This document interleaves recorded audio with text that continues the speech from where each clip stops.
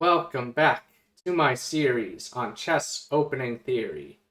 In this video, I'm going to be talking about how black can play against the move 2 knight c3 anti-Alekhine.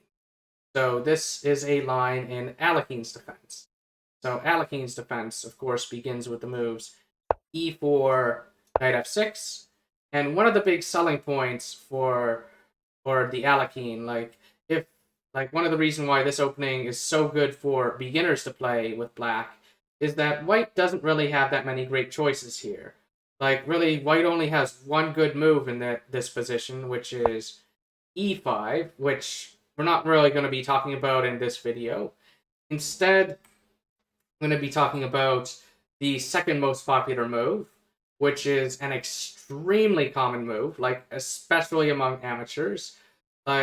The lower on the rating ladder you go, the more popular this move becomes. In fact, I've even seen experts and class players play this move, even though it's not very good. And that is the move to knight to c3. So this is, known as this move has many names. It's known as the Alekhine declined, because white is basically saying, oh no, I don't want to play into an Alekhine. I don't know the theory. I'm just going to try to play it safe. I'm just going to try to be very solid and not get overrun by black's crazy aggression and all that kind of stuff. But as people go up the rating ladder, as you get better at chess, you kind of realize that this move, knight d3, is actually kind of just no good. It's not a good move for white to play. Titled players will almost never play this move here, even though it is the second most common move. Titled players will almost all universally play e5. But this video, its target audience isn't just titled players. Our main audience is amateurs, so it's important to talk about this because at the amateur level, this move, it has a 50% chance of being played. Just from a practical standpoint, if I go to my local club and I play a game against someone, there's it's about 50-50 whether they're going to play knight c3 or e5, or if they're going to try something else like d3, stuff other than knight c3 or e5. That stuff's no good either.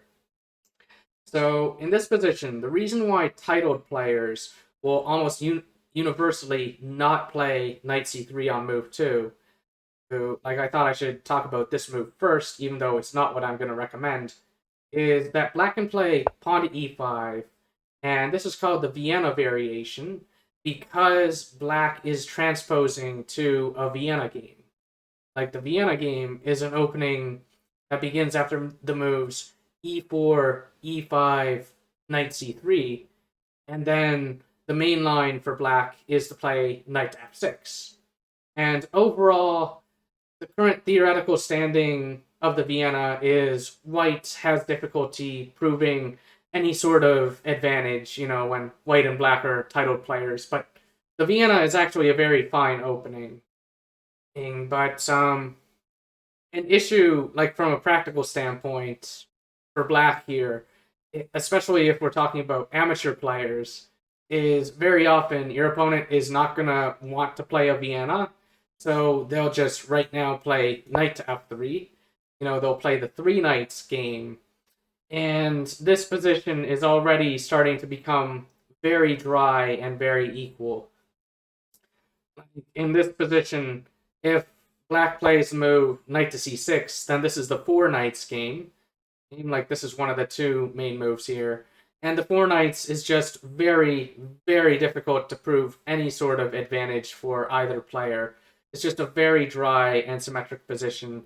The knights are in the way of the pawns doing any sort of pawn breaks and stuff.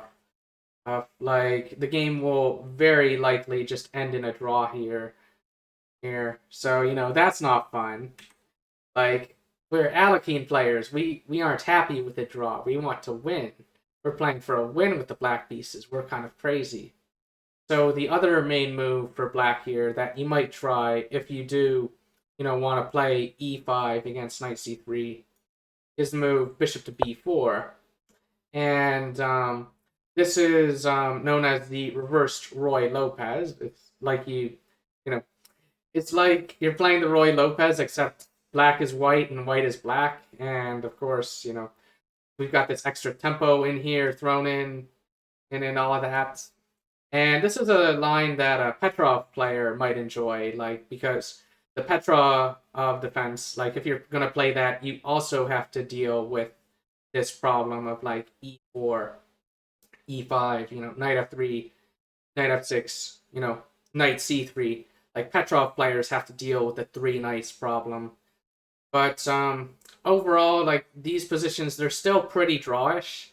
Like, a Petrov player, they might be happy with this position because, Petrov players and Alekhine players were kind of on opposite sides of the spectrum, like kind of opposite extremes, where a Petrov player is generally going to play very symmetrically, generally going to be very happy with just getting a draw with black and stuff.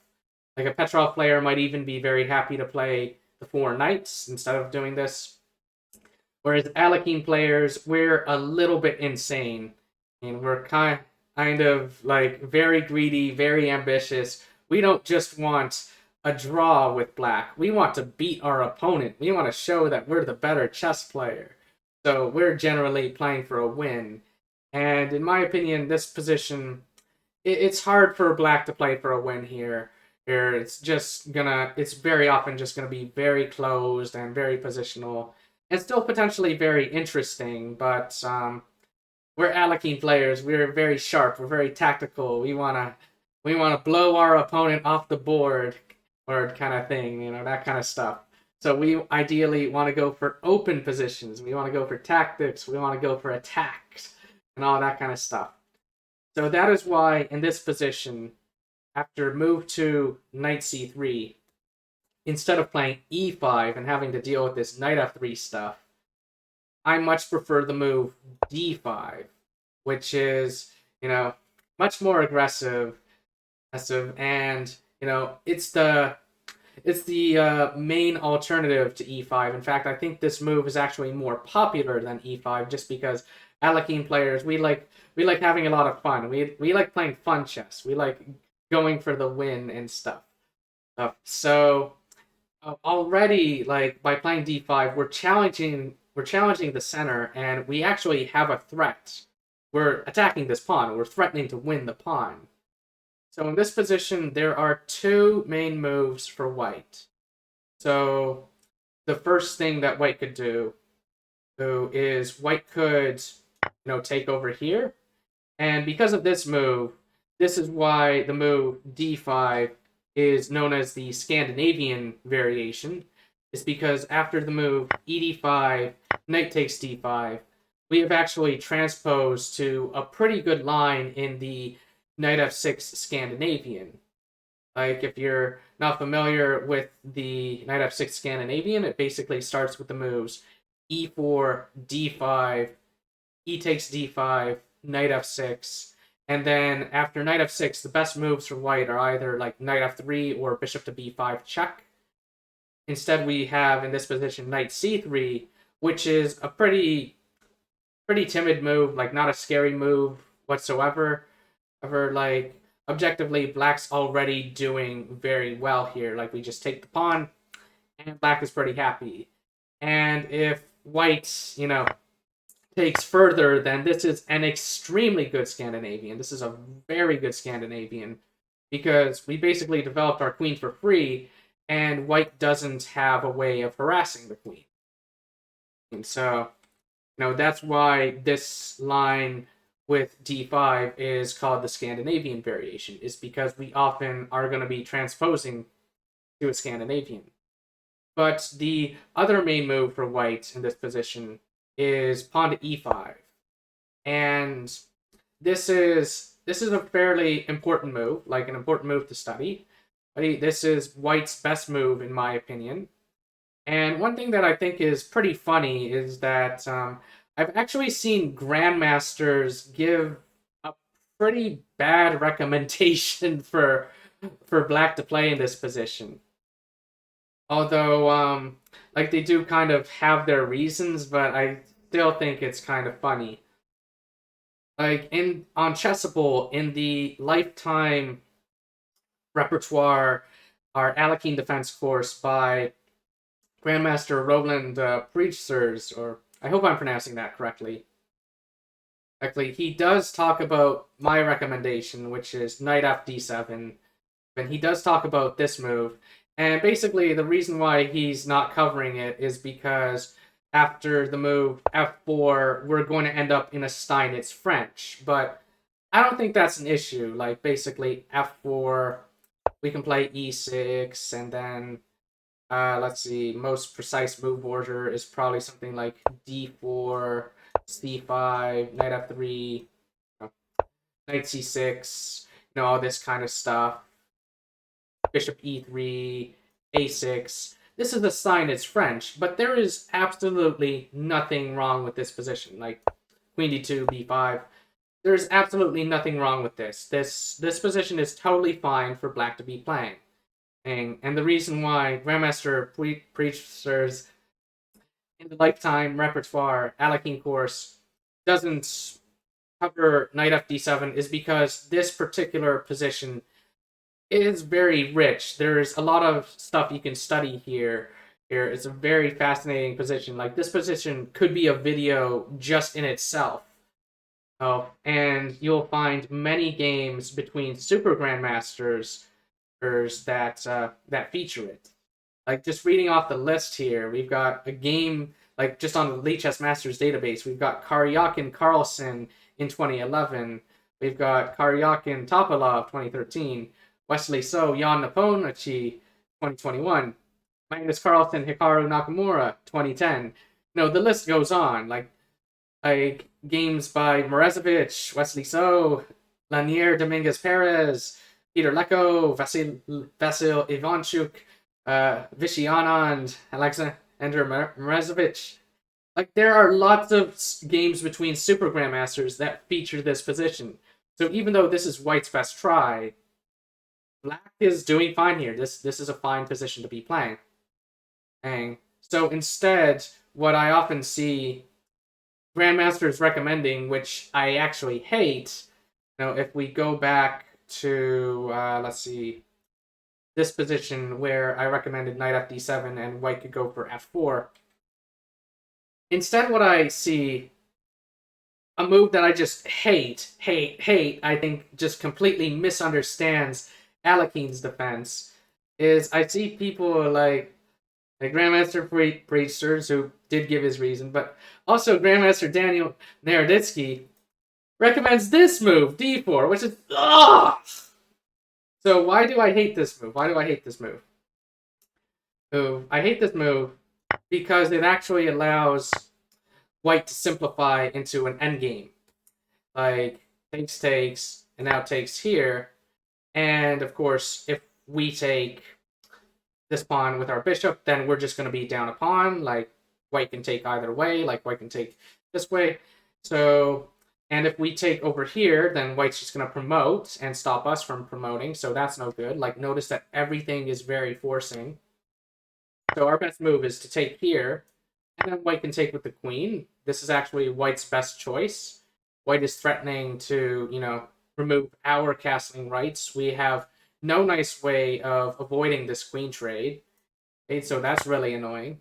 Take, bishop takes g7, O-O, and white just has a slight edge here. Like, we've gone into an endgame, we've traded the queens off the board, and, white has this weak h-pawn that they can play against. And it's like, objectively, this game will probably just end in a draw. Like, the draw rate is like 75%. And like 75% of games here end in a draw. But black wins almost no games. Like, black's win rate is very, very low. It's very sad. And I hate this position. And I hate that.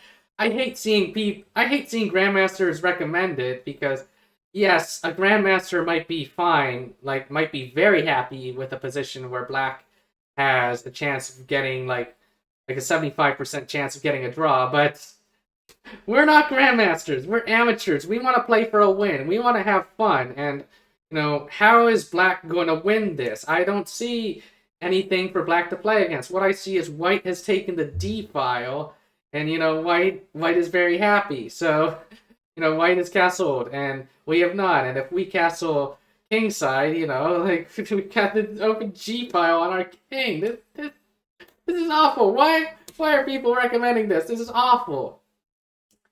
So that is I think enough to kind of introduce this line. One thing that I should say, of course, is that after the move e5, knight fd7, white very often is not going to know about the Steinitz transposition. Like here, the most common move is d4, and especially among amateurs, like this is quite a common move.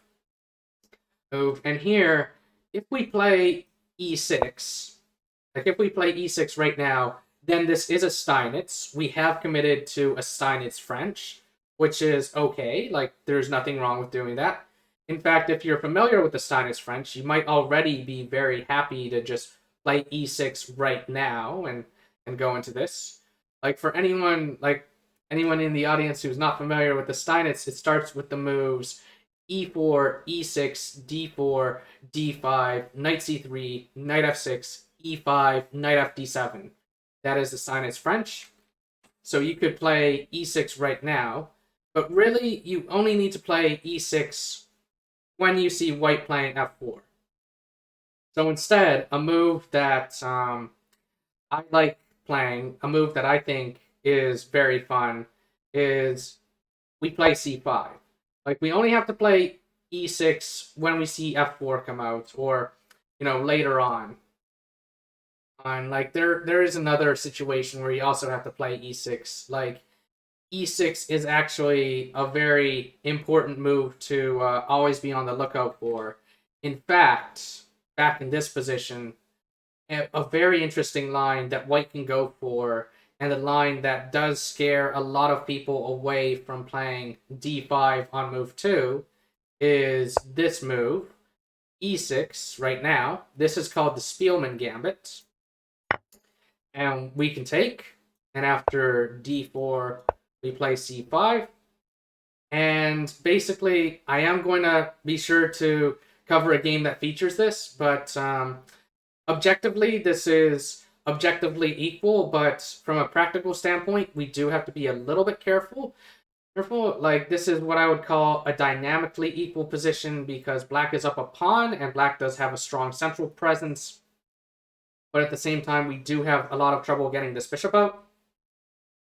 Oh, like, white almost always plays d4 on the next move because they want to be getting their bishop out and stuff. But black is actually going to be okay here if we know what we're doing. In fact, black actually has a very good win rate in this position. Black tends to win more games than white. Right? And I'm going to present a pretty simple plan that you can follow against most lines, since this gambit is pretty rare, but it is one that you do have to study. It is one that, what's it called? It is a fairly critical line.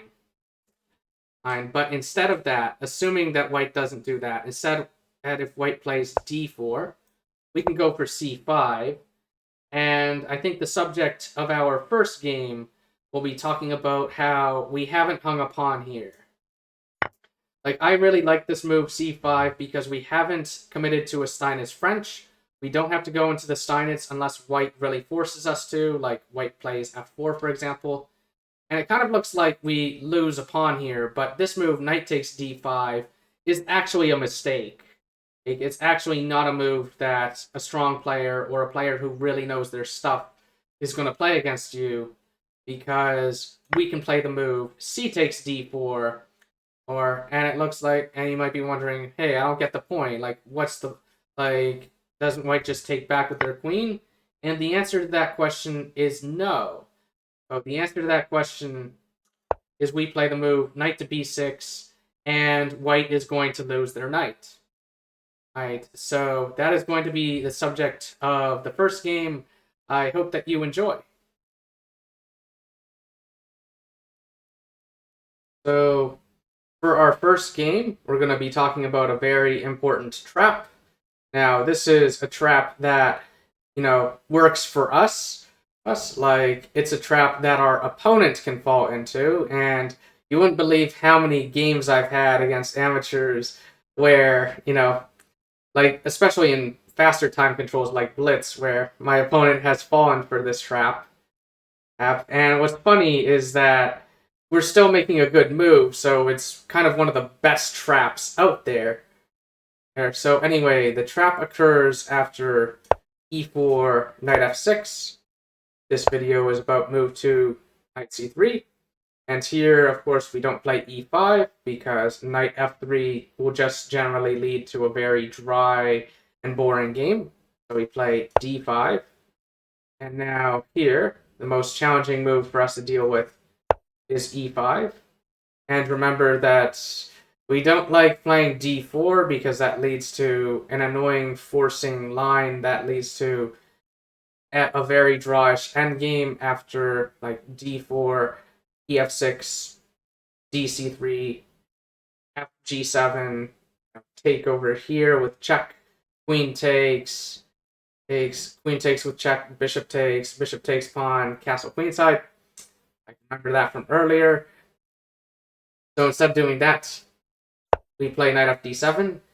And if white knows their stuff, if white knows about the Steinitz transposition, then white will play f4. But many players with the white pieces, including titled players, don't actually know about the Steinitz transposition. So as a result, the most common move here is d4. And if we want to, we could just go for a Steinitz right away by playing e6. But I like delaying the move e6 until it's necessary. Like, until we have to play it. It's like, one thing to always be mindful of is that if white plays e6 themselves, then that can lead to our position getting a bit cramped. But if they do it like here after our move c5, then this is just the Spielmann Gambit, and we'll be fine if we know what we're doing. A game featuring the Spielmann Gambit will be analyzed later in the video. So after d4, the most common move, I like to play c5 instead of e6. Although e6 is a very fine alternative, you can play e6 if you want. And c5 is very trappy, like we're actually setting a trap for white. It kind of looks like we're hanging the pawn on d5, but that isn't actually the case. And it's kind of like we're playing the French, except we haven't played e6, so this bishop maybe can actually get into the game fairly quickly. Like, maybe after we move this knight away, maybe this bishop can come out, but probably not. We probably will have to still play e6, but you never know. So in this position, it looks like we're hanging this pawn, but in actuality, we're not. Because if white plays knight takes d5, this is actually a pretty serious mistake. This is a move that can actually get white in a lot of trouble. The best move for black is to take this pawn, and here, not only are we threatening to take this guy over here, but we also have a pretty annoying threat of queen a5 check, picking up this knight, because the knight can't go there because the pawn will take it. So as a result, it looks like queen takes pawn is a no-brainer. Looks like that is the move that white should play. In actuality, the best move for white to play is on e6, trying to make things more complicated for us. But we can still play queen a5 check, and then after c3, we can take over here. And basically, if white takes on f7, we're just up a piece. Like, we can take back with our queen. There isn't any serious attack on our king. So it's best for white to take this guy with check. And then we take back with the bishop, because, our knight might want to go to c6. And overall, it's actually black who has the edge here. Or in fact, black might even just straight up be up a pawn. Because, for example, if white plays queen takes d4, we're actually happy with this queen trade, because after knight to c6, we can play against this d4 pawn. Like, the pawn can't actually come forward right away because of the issue of knight b4 forking, this, like, forking knight c2 check, as well as, just taking the pawn on d5. So, white has to, defend the pawn instead of pushing it. And basically, this is a weak pawn. Like, black is a bit ahead in development. We've got our bishop and our knight out. We might even be able to get away with castling queenside, even though our king might be a little exposed there. It might actually be fine. Fine, and we have a target. We have a target to play against here. But this is actually pretty rare. This is a pretty rare position that you don't see very often. If instead, back in this position, if instead of taking, white tries something like knight to f3, for example, we can just continue with e5. Like, obviously, like, c takes d4 is kind of just going to be similar stuff. Like, it's still going to be an IQP kind of position that we can play against.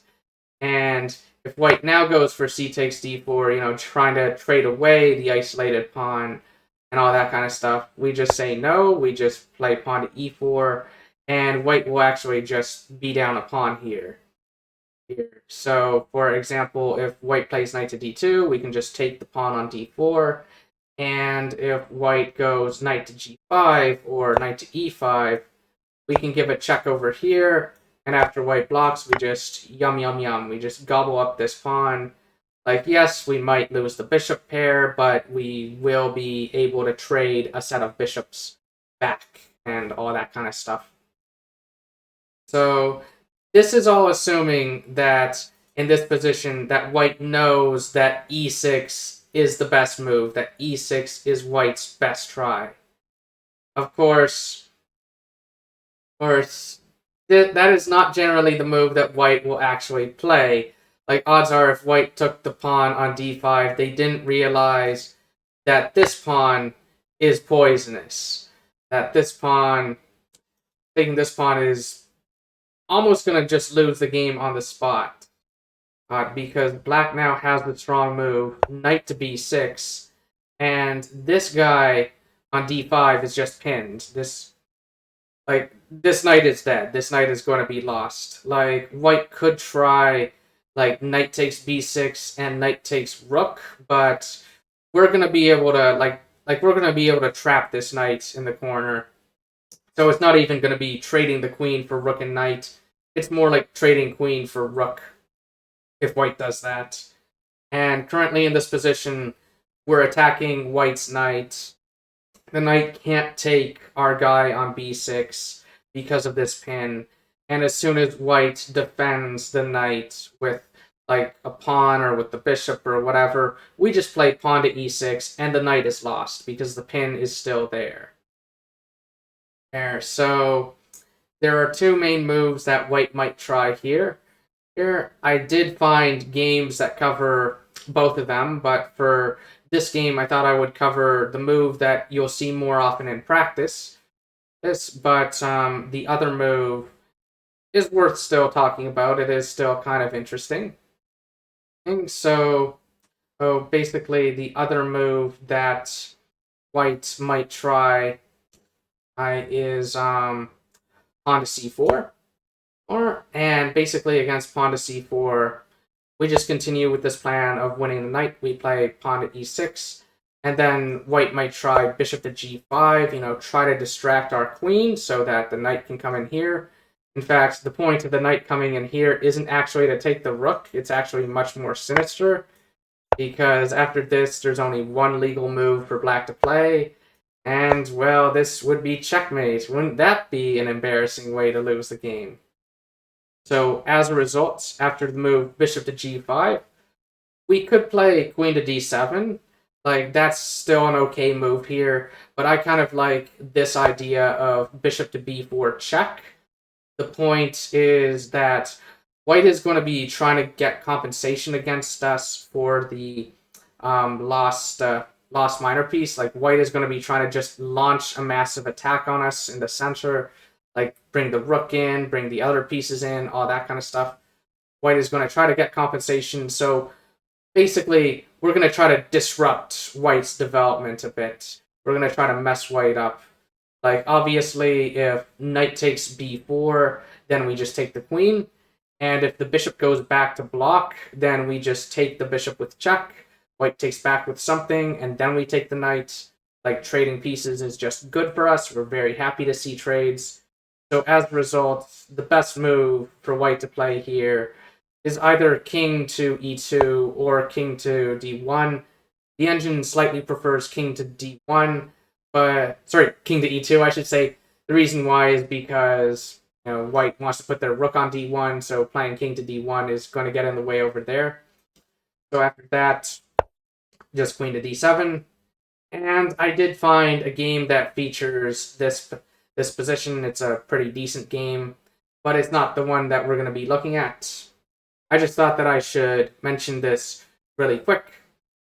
Like, one way that the position could continue is with pawn to a3, bishop back to f8, because the bishop has kind of done its job out here, rook to d1, and now a very, very interesting idea, a very clever move, knight to c6. The point is that, as white tries to attack us, as white tries to get compensation, we kind of want all of our minor pieces to be sheltering our king, because we might not be able to, we might not be able to castle just yet. So after a move like queen to e4, just, moving the queen away, take, this knight can come to e7 and help protect our king, as white is going to be, trying to attack us. But thanks to the check by our bishop, white's king is actually in the way of, their own bishop coming out. So, like, white would love to be able to exploit this, diagonal, but we've kind of slowed down that plan. Like, we either slow down the bishop coming to this diagonal, or we slow down the rook coming to d1. So that's why, bishop b4 or check is, a pretty useful move to include, even if the bishop is just going to get kicked back to f8, and all that kind of stuff. But this is not what happened in the game. This is just a different thing that white could try. Instead, in this position, what you're much more likely to see, like especially in blitz, it's like I see this move almost exclusively. Like I just talked about the other move, which was pawn to c4, because it is still kind of interesting. What you'll instead generally see is white trying this move, bishop to b5 check. White is trying to be a little tricky.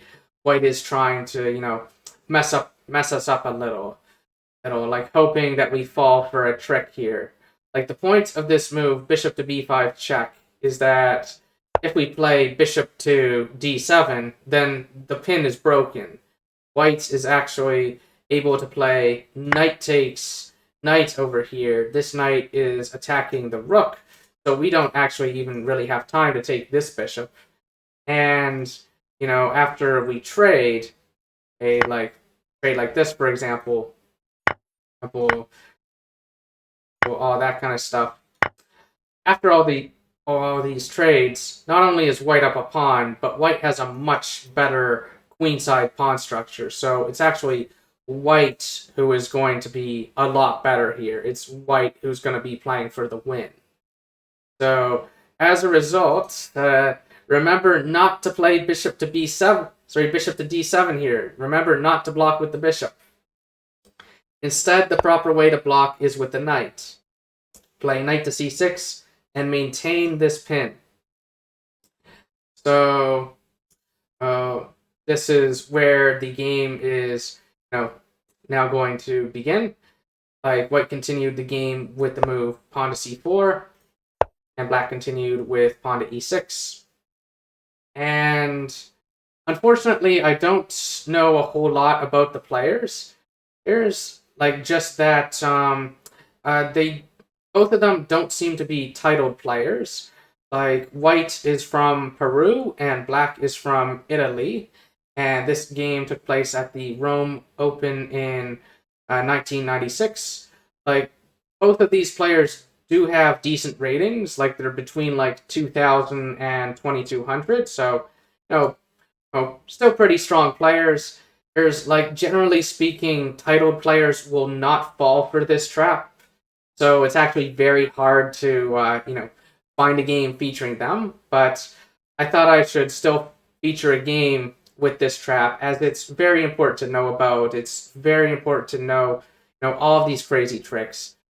And I kind of feel that it gives a very nice introduction to the kind of way of thinking that you need to have when playing the Alekhine. You've got to be constantly looking at the dynamics on the board. You've got to be constantly looking at how you're going to be attacked, how you can get your pieces out, how you can best make use of all of them, and what on earth is going on.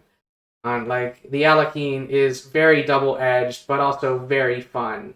It is an opening where Black has a very, very good win rate, but not such a great draw rate. That's why the Grandmasters don't like it so much, is because Black is generally not interested in draws. So anyway, we play e6. We're gonna win this knight. And here in this particular game, White decided to continue with the move bishop takes c6 check. This move does look like it weakens our pawn structure, but it's actually kind of an illusion. This move, in my opinion, actually kind of helped Black in this game, because even though the c-pawn is isolated, how is White going to actually attack this thing? Like, especially since the light square bishop is gone, and like, this guy can't touch it. This guy can't touch it. Like, really, the only pieces that can maybe get at it are like this knight and the queen. And so I actually think that this trade is more helpful for Black than it hurts us. So in reality, I don't think that this seriously damaged Black's pawn structure in any way. So anyway, White continued with the move bishop to g5. Again, don't fall for this trap. Like, again, do not play this and then oopsies. Do not fall for that. So thankfully, Black did not fall for that. Like, in this position, I kind of liked the idea that I showed before, that Black could just play this move, just try to disrupt White's development a little. So, like, this trick still works, but this is not what happened in the game. Like, even if you don't remember that trick with bishop to b4 check, you're generally going to be fine, but I kind of like it. I think it's a very cool little tactical trick. I think it's especially useful against strong opponents, because you really want, like, once you start getting a big advantage against your opponent, you really want to stop them from getting any sort of counterplay. You want to play in a very Karpovian kind of way. So what happened in the game is, after bishop g5, Black played the move, queen to d7. Like, this move is okay. White now castled queenside, trying to get aggressive here, but this move was actually turned out to be more harmful to White than helpful. Although White is still going for some tricks here. Like, there is actually still a bit of venom in this position. As, like, here, Black just took the knight with their c-pawn. Like, in a way, Black has actually improved their pawn structure, like, dealt with the fact that maybe the c-pawn can be weak in an endgame or something, but more importantly, getting ready to open up this file and stuff. Like, taking with the e-pawn, I don't like as much. Seems counterintuitive. Like, it does maybe improve this bishop, but Black should be concerned with the safety of their king. That's the main thing Black should be paying attention to, and the main way that White could get counterplay. So in the game, White continued with the move pawn to c5, but one interesting trick that I thought I should show is, if White plays the move c takes d5, it kind of looks like, oh, maybe Black can get a bit active with their queen, threaten to trade queens and, take this pawn over here.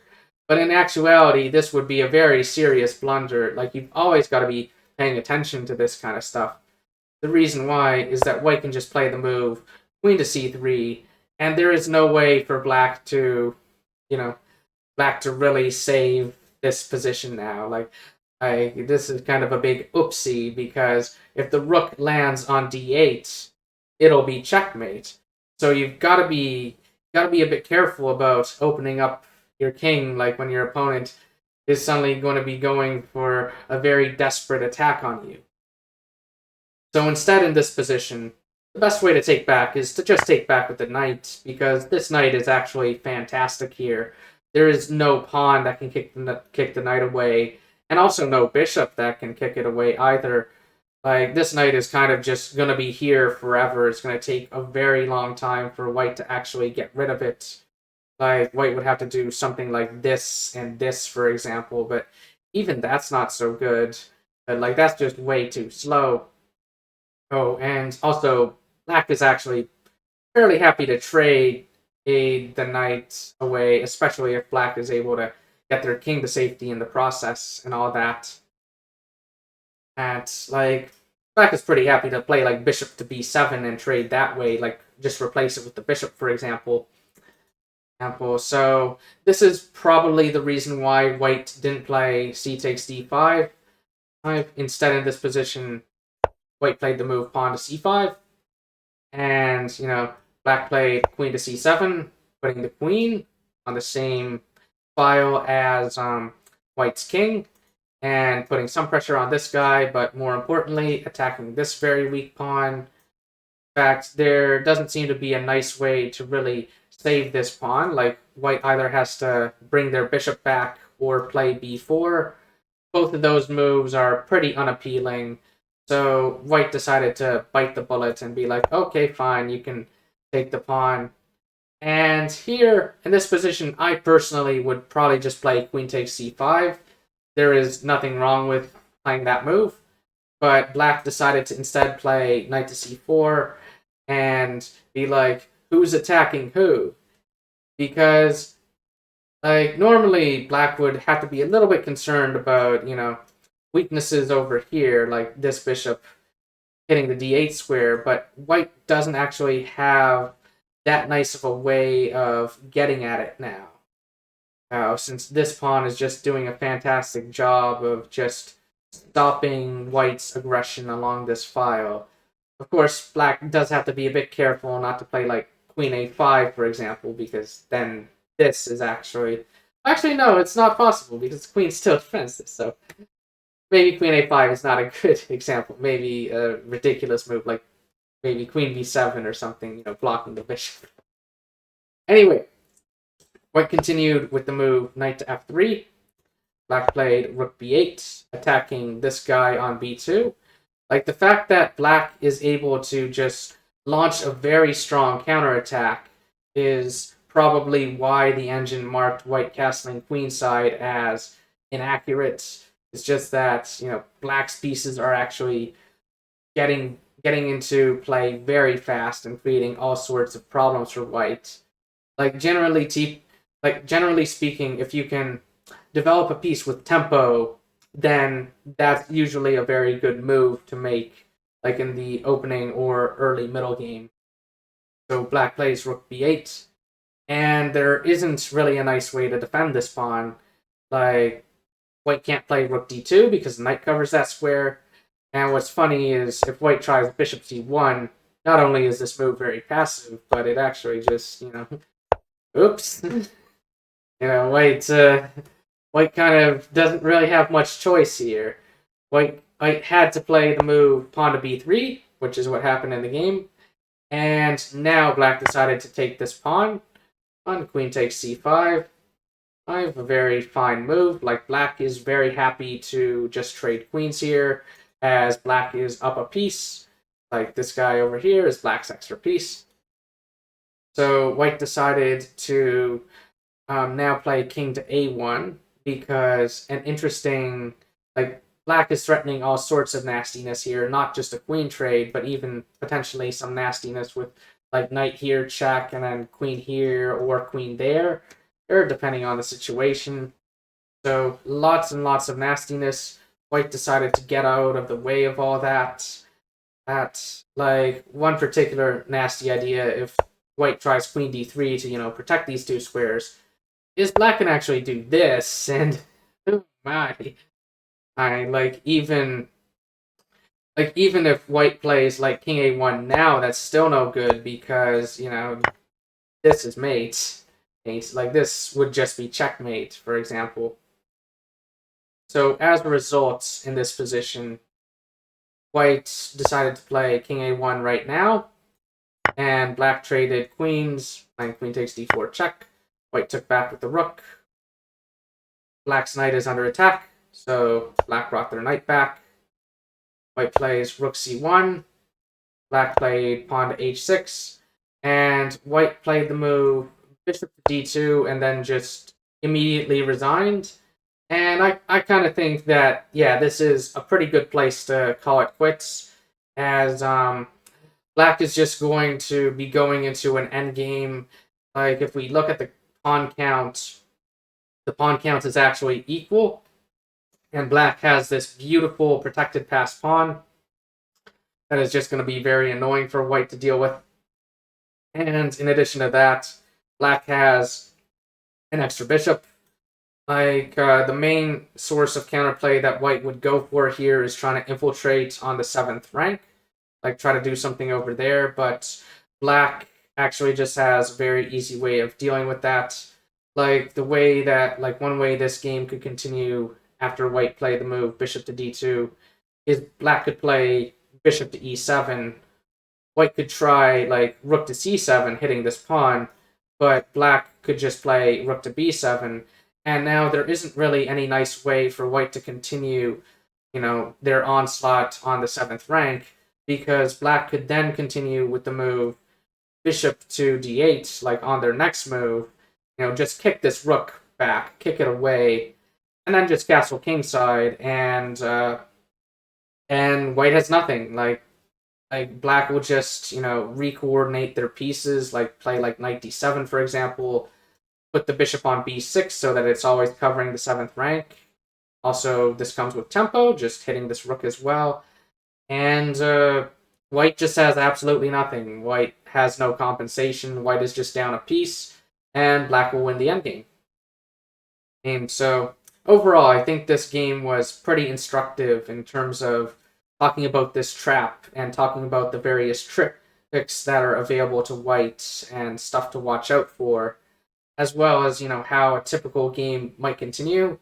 But our next game is going to feature a line like that's much more critical to us. Like, traps are certainly nice, but we have to know, of course, what to do when our opponents don't fall into them.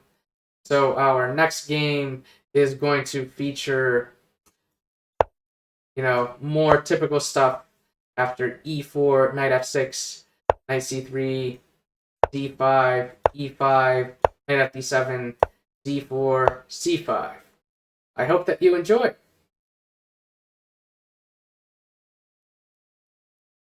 So, our next game begins with the moves e4, knight f6, knight c3, d5, e5, knight fd7, d4, c5. And in the game, we're going to look at white now play the move knight to f3. But very briefly, I thought I should talk about other moves that white can play here. So a move that's actually a little bit more common than knight to f3 is the move pawn takes c5. But the reason why I decided not to include a game on this move is that it's actually not that challenging for black to deal with. It's actually very intuitive play. We just play pawn to e6, and black's plan is actually very simple. Like, this is just a French defense that has gone very, very well for black. Like, white cannot save both of these pawns. Like, white has won our pawn on c5, but we're most likely just going to be taking it back by playing bishop takes c5. And then this pawn on e5 is a target. This pawn is weak. And, you know, this is just going to be a lot of fun for black. Like, according to the engine, it's 0-0, but in my opinion, black's position is much more intuitive to play. Okay, so that's why I didn't include a game on this, but I thought it's still important to mention that the key move to remember here is just e6, and then we're just going to win back a pawn, and we're going to attack this guy on e5, and all that kind of stuff.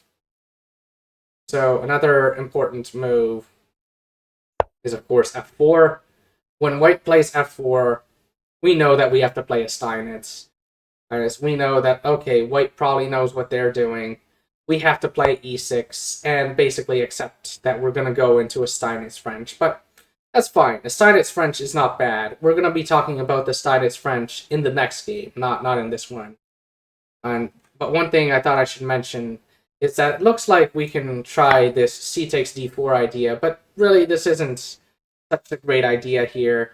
Like, white can go for knight b5, and the point is that white is going to put their knight on d4, and it's going to be so difficult for us to get that knight out of there. Like, if we attack the knight, white is just going to play pawn to c3, and if we take the knight, white takes back with the pawn, and they're just going to have this very nice center. Or this very, very strong center.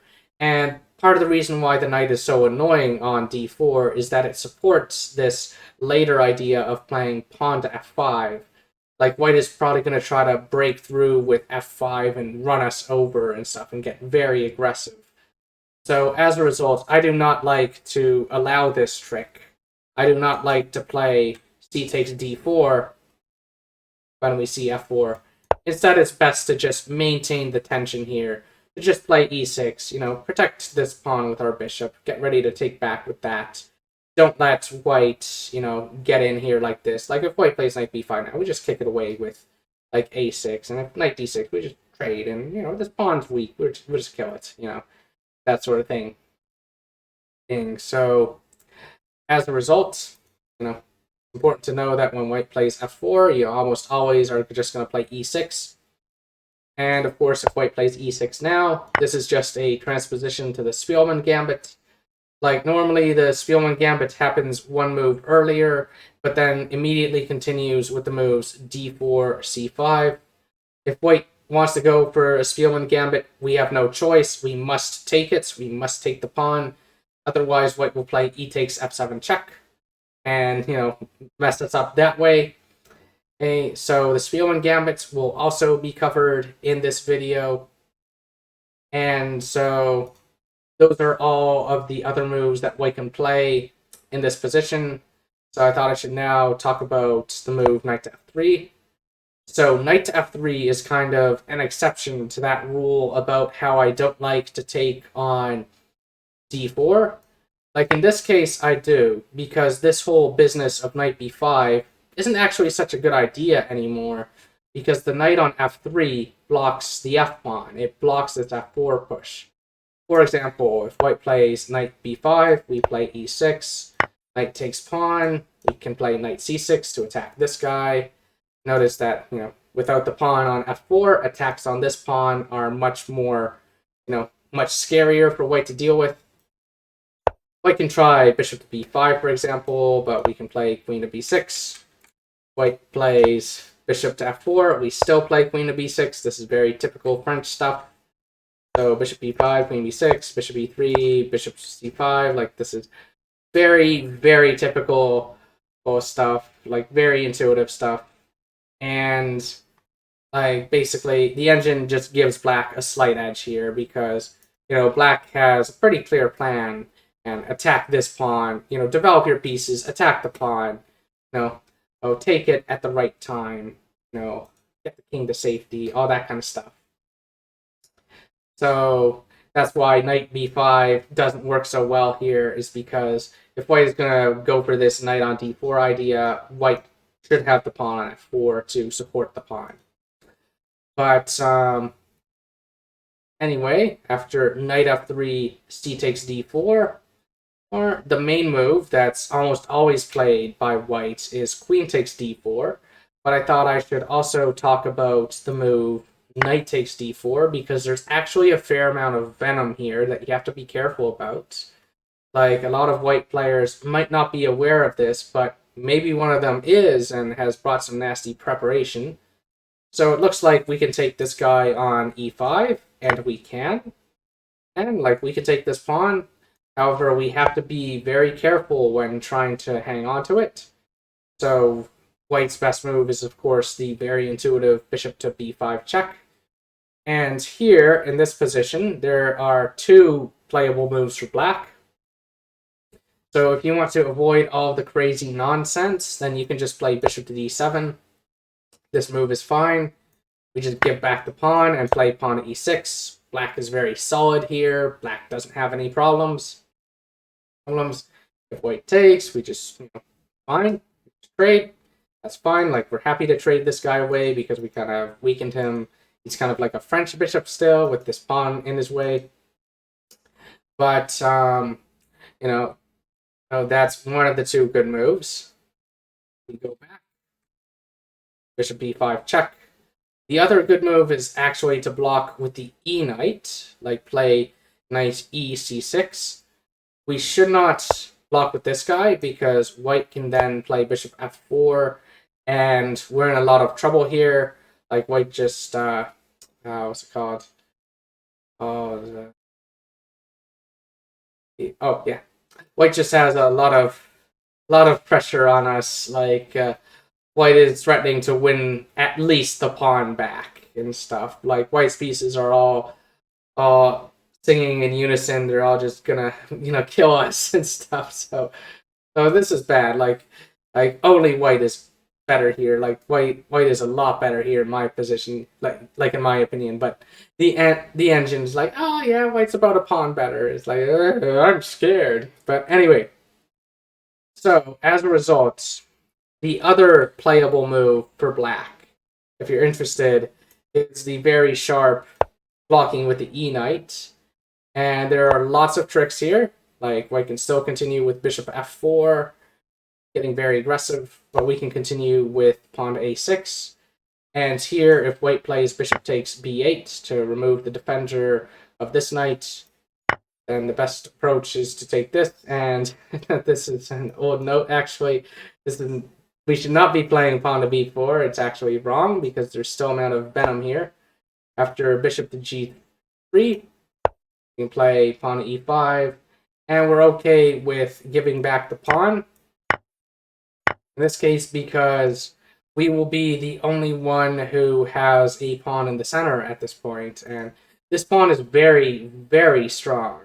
Like, this pawn might be a little weak, but very good question. How does white actually attack it? Like, there's no light square bishop anymore for white to use to attack it. Like, if white's going to attack it, it'll be with their knight, or maybe the queen coming here or something, but that's just not practical at the moment. It's not possible, and basically black has a very, very nice edge here, where, like, the engine basically says black is completely winning, even though the material is equal. We've also got the bishop pair. That's pretty nice too. But that is assuming that white goes for bishop takes b8 in this case. The best move for white is actually knight takes c6. This move is pretty venomous. Like, it looks like, oh, maybe we take back with the pawn, but this is look at that evaluation. No. We're in a lot of trouble now. Like, just knight takes, and then the knight comes here with check, and we might be giving up our queen for 2 pieces or something. This is uh-oh. So, as a result, after knight takes c6, don't take back with the pawn, take back with the knight, and like here, after knight takes here, there's actually this very crazy, like, absolutely ridiculous line involving bishop takes here, pawn takes here, knight check, king comes up, and are we gonna have a draw? Like white doesn't have to go for this check, but are we gonna repeat moves? No. Our king was watching too much Cobra Kai, and now he wants to strike first. He wants to go after these guys. He wants to win some material. Like, everyone kept telling me to develop my pieces, and so I developed my king. Let's go beat up white bomb cloud style. Here we go. By the way, you should not play like this. You should not put your king out like this unless you know that it's good. Unless you've looked at the position ahead of time. Like, with an engine, preferably. Like, not in an actual game, but before playing an actual game, look at the position ahead of time and be like, yeah, this is fine. Like, our king is not getting mated. We'll win a piece and we'll take white down. Rawr! Our king is a monster. So, all this crazy tangent for a move that has never actually been played between title players, but I thought I should just share some of this crazy theory, some of this crazy stuff. So instead, c takes d4.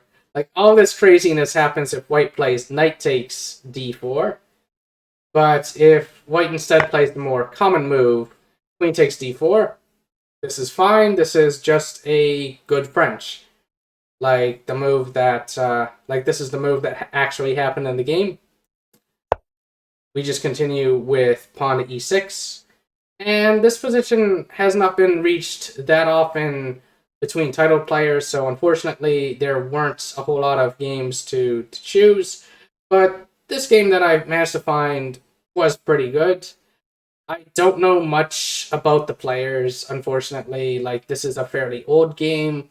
Like, I looked for the players' FIDE profiles, and like, I think they might even be so old that like they might not even exist on the FIDE website, unfortunately. And I couldn't find any information about the tournament either. Although the fact that it has IM in the name might mean that it's an IM norm tournament. Like, sometimes you do see tournaments that are organized just for the purpose of maybe getting norms for certain players. So unfortunately, I don't know if either of these players has a title or or anything really much about them. I don't even know White's first name, sort of thing. So anyway, in this position, Black has a pretty clear plan, which is to play against this pawn. Just to play against this little target here, since we got rid of the d4 pawn in order to make this into a target, in order to have something to play against. Like, there's the reason why title players generally don't like this position for white. So the move that was played in the game is pretty intuitive move. It's bishop to g5. According to the engine, the best move for white is to play queen to f4, but that has never been played. You cannot find any games featuring queen f4 and all that crazy nonsense whatsoever. So bishop to g5, that's the most intuitive move. That's the move that you're probably very likely going to see. And now here, a very cool idea by Black is the move knight to c6. You're like, oh, you want to attack my queen? I'll attack your queen. Offering this queen trade. And on the surface, it kind of seems like this queen trade is bad for us, since it means that we might lose our castling rights. But in actuality, the queen trade is quite good for Black, since we'll be going into an endgame, and weak pawns tend to be much more of a problem for you in the endgame because they're much easier for the opponent to attack. So here in this position, probably White's best practical try is to just keep the queens on the board. Like, according to the engine, the best move is queen to h4. And then Black can try, like, just move their queen somewhere, like queen b6 is fine, queen a5 is fine. Engine likes queen to c7, and I think it makes some sense. Just add another attacker to this pawn. And then, if White tries knight b5, being like, haha, I attack queen, aren't I smart? We just go to b8, and we'll just kick the knight away with the move pawn a6, be like, haha, you're so silly. If your knight comes to d6, we'll just kill it and win the pawn, that kind of stuff. So knight b5 is not something we're immediately afraid of. If White castles queenside, then this is kind of like the Milner-Barry gambits, where you want to be very careful about the timing of when you take this pawn, like this pawn in particular, because, like, if, for example, your queen lands on this square, you want to be careful of any, like, rook stuff here, where, like, the rook is pinning this pawn to your king, and, the knight is going to take the guy on d5. Like, you want to be a bit careful about winning this pawn. You want to take it at the right time, and you want to pay attention to your king's safety. And you also want to be getting your other pieces out as well, like, you know, the dark square bishop and stuff.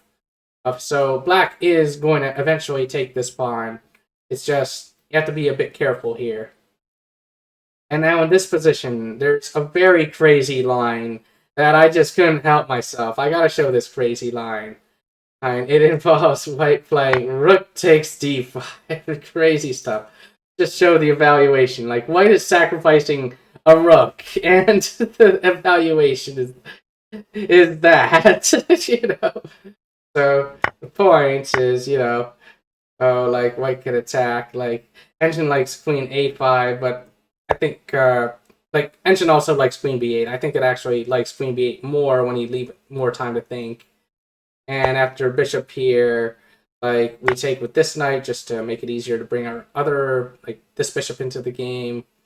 And this is just a very, very crazy position where I think black is going to be fine because, you know, like, we're up a rook, and it's very, very unlikely that white is going to know about this. It's, like, odds are, if white knows theory, if white is going to prepare against the Alekhine, they're not going to go for this crazy, obscure rook sacrifice in some line that you may or may not play. They're going to go for, you know, more mainline stuff. But I thought I should still, you know, like, as I leave the engine sitting for longer, we kind of see it kind of prefers black a bit more, and white does have to, you know, play pretty precisely here in order to just stay in the game, because white is just straight up down a rook and stuff. So anyway, this is not what happened in the game. In fact, this is not what happened in any game. Like, nobody knows about this crazy nonsense. So anyway, after the move bishop to g5, black played knight to c6, and white did not try to keep queens on the board. In my opinion, keeping queens on the board is probably white's best try. But I think there is some theoretical value in just looking at what happens after the queen trade. So that is what happened in the game. White did trade the queens. So we have bishop takes. We, of course, have to take white's queen. And here, white is forced to take, you know, trade the knight. Like, trade their bishop for our knight, because we're threatening, like, we just have too many threats here. Like, we're threatening this, threatening the bishop. So white took the knight, black took the bishop. And in this position here, this pawn on e5 is a very serious weakness for white to deal with. So even though black has lost their castling rights, black is the one who has the edge here, because how is white going to defend this pawn? It's very hard to defend. Like, this bishop can't defend the pawn. The wrong color bishop. So, as a result, it's very hard for white to save the pawn. So white decides, I know, I'll play f4. You know, I'll protect the pawn this way. Isn't, you know, f4 the best way to solidify the pawn on e5? And black's like, roar, g5. And white's like, oh yeah, okay, yeah, you can just undermine the defense of the pawn. So it's like, well, I'll try g3, you know? I'll try defending the f4 pawn now. Black's like, okay, we'll just trade pawns. It's like, okay, fine. You know, this pawn, I guess he's pretty well defended. But this pawn's not. So, you know, black plays bishop to h6 and is going after that guy now. So white is now stuck playing defense. Like, if white pushes this, then we just chop. And, you know, black's doing very well. So I play knight ce2. And black plays king d7. Black is getting their king into the action. Black is getting ready to, you know, bring their rook, you know, to the king side. That kind of stuff. Connect the rooks. All that. White plays bishop to h3 because maybe, you know, white wants to play f5. Another nice thing about king e7 is it does also help defend this guy. And normally you do want to be a little bit concerned about king safety, but the king is actually very safe on e7 because basically nothing can check it. Like, this bishop is the wrong color. It can't check the king. So anyway, after bishop to h3, black continues to improve their pieces. This knight is headed for this outpost over here. Here white decided to continue with the move show, allowing black to get in with their knight. Right, like bishop to g2 would be a bit silly because just move the bishop to h3, and also it would provoke maybe rook g8. Like, could be right away, could be later on, all that kind of stuff. But anyway, white now has to stop this annoying fork. White plays rook hf1. Black plays bishop to d7. It looks like white is trying to play pawn to f5, but white can't actually do that because the pawn is pinned to the king. So it's like, okay, I'll play king b1. Maybe that'll let me, push this pawn forward. And, well, no, because if he pushes the pawn forward now, black just forks the king and rook. So, white is pretty sad here. Like, black has a fairly clear plan of just activating their pieces and attacking white's weaknesses and stuff. But I'm not sure what white is going to do. So even though the engine evaluation is only like minus 0.3, I find black's moves very intuitive, and like I'm not sure, what white should be doing. So black just brings another rook into the game, and white decides, okay, I'm going to try to I'm going to try to get rid of this very annoying knight over here, and all that kind of stuff. Like, that was probably the point of rook to f3. It's so that, when knight to g3 is played, white doesn't lose a pawn. So black now plays pawn to f5. And if white takes the knight on e4 now, black can just take with the f-pawn. And not only will that unleash this rook on the f4 pawn, but it will also leave black with very nice protected passed pawn on e4, which will just be so annoying for white to deal with. So if white is going to play en passant here, it's now or never. White can't play some other move and then en passant later. So white has to play en passant right now. Black takes back with the rook because black is going to attack this pawn. And now here, it's like, oh no, white can damage our pawn structure. Oh no, our pawn structure. But this is not an issue for black because, remember, weak pawns are only actually weak if your opponent can attack them. And here, this pawn takes with tempo. It's hitting the rook, so white has to do something about that. So white plays rook b3. Counterattacking, this guy over here. So black plays b6. But it's actually pretty hard for white to actually win this pawn because, black can either push it or play rook takes f4, that kind of stuff. So that is why, black's position is so good. Why the engine really likes this for black is because this pawn is actually an asset. It's not a weakness. It's a strength. It's something that black can use to beat white over the head with. Whereas this pawn is weak because nothing can save it. This pawn is dead. And, black is just going to take this pawn. So there's no way to save the poor guy. So white played knight e2. Pretty passive move, although it is at least improving this rook over here. And here in this position, I don't know why black played this move. It's kind of random. Black played the move rook c8, which is kind of a missed opportunity. It kind of made things more complicated than they need to be. In this position, the best move for black is the very obvious, just take the pawn. Pretty obvious stuff. Yes, this does lose the bishop pair, but you get a pawn out of the deal, and you're trading the right bishop for white's knight, because ideally, if you're going to trade a bishop for the knight, you want it to be this one so that you don't end up with opposite color bishops. These bishops are the same color. Black is pretty happy to, make this trade if black, gets a pawn out of the deal. Knight takes f4, rook takes f4. It's how is white gonna win this pawn? This pawn is not weak. Black can even, maybe trade this pawn on by playing, rook over here. White wants to take it so badly. But, anyway, this is not what happened in the game, but I think this is, pretty intuitive stuff. But instead, Black played rook c8 for whatever reason, and as a result, this pawn is going to be lost. Like, that is the thing about, you know, all this stuff about whether the pawn is weak or strong, is that that's a dynamic. That's something that can change if you play inaccurately. So, anyway, the next move that white now played was rook b4, attacking the pawn.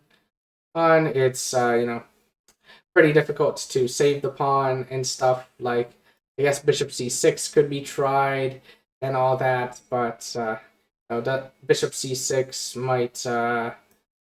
Actually, I'm kind of curious. I think the issue with bishop c6 is just knight d4, hitting the bishop and hitting this guy. I should actually check that because, you know, I want my stuff to be accurate. Apparently, bishop g2 is a move that white could play here. Here, apparently this is still very equal, so here, and then take this. Okay. Okay, like, and then take this. Yeah, I shouldn't stare at the engine too long because engines kind of play like aliens. But anyway, the reason why rook c8 is bad is because this beautiful pawn ends up being captured and stuff. So, anyway, rook b4, white decides, black now decides to take the free pawn. Maybe they just realized, oh yeah, I could take a pawn. So rook takes, bishop takes this pawn, we have rook h4, or like, even though black is up a pawn on this endgame, is still pretty difficult to win. In fact, white is going to win the pawn back. Like, the h-pawn was under attack, so black pushed it. And now black does a bit of a, white does a bit of a combo. Bishop takes e6, bishop takes e6, rook takes h2. White wins the pawn back. But black is still the one with winning chances here. Like, white does have 3 pawns versus 2, but black has an outside pass pawn. And we have a situation where we have bishop versus knight with pawns on both sides of the board. Like, generally in those kinds of endgames, the bishop is better because the bishop can multitask a lot more easily. It can jump from one side of the board to the other very quickly. Whereas if the pawns are all on one side of the board, then the knight is usually better than the bishop because it can play on both color complexes. It can, you know, attack things on either color square, all that kind of stuff. But the rest of the moves in the game, I thought I should just go through very quickly because we're now just getting into endgame territory. And this video, main focus is on the opening and the middle game. So we have rook g1 hitting the bishop, pawn to h5, pawn to b3, rook cf8, rook g2, just a bunch of moves. Like, black is getting their pieces together, but we're going to see a bit of shuffling now. Like rook e6 attacking the knight, knight jumps forward, rook goes here, pawn goes there, pawn goes here. Now white really should be trying to push their queenside pawns forward. Like this pawn over here, this h-pawn is a problem, but maybe white can distract black by making a pass pawn of their own. So we have king b2, rook f4, rook comes here, rook goes there. We have a bit of shuffling. Like, neither side has really made that much progress, although now white is advancing, so that's good.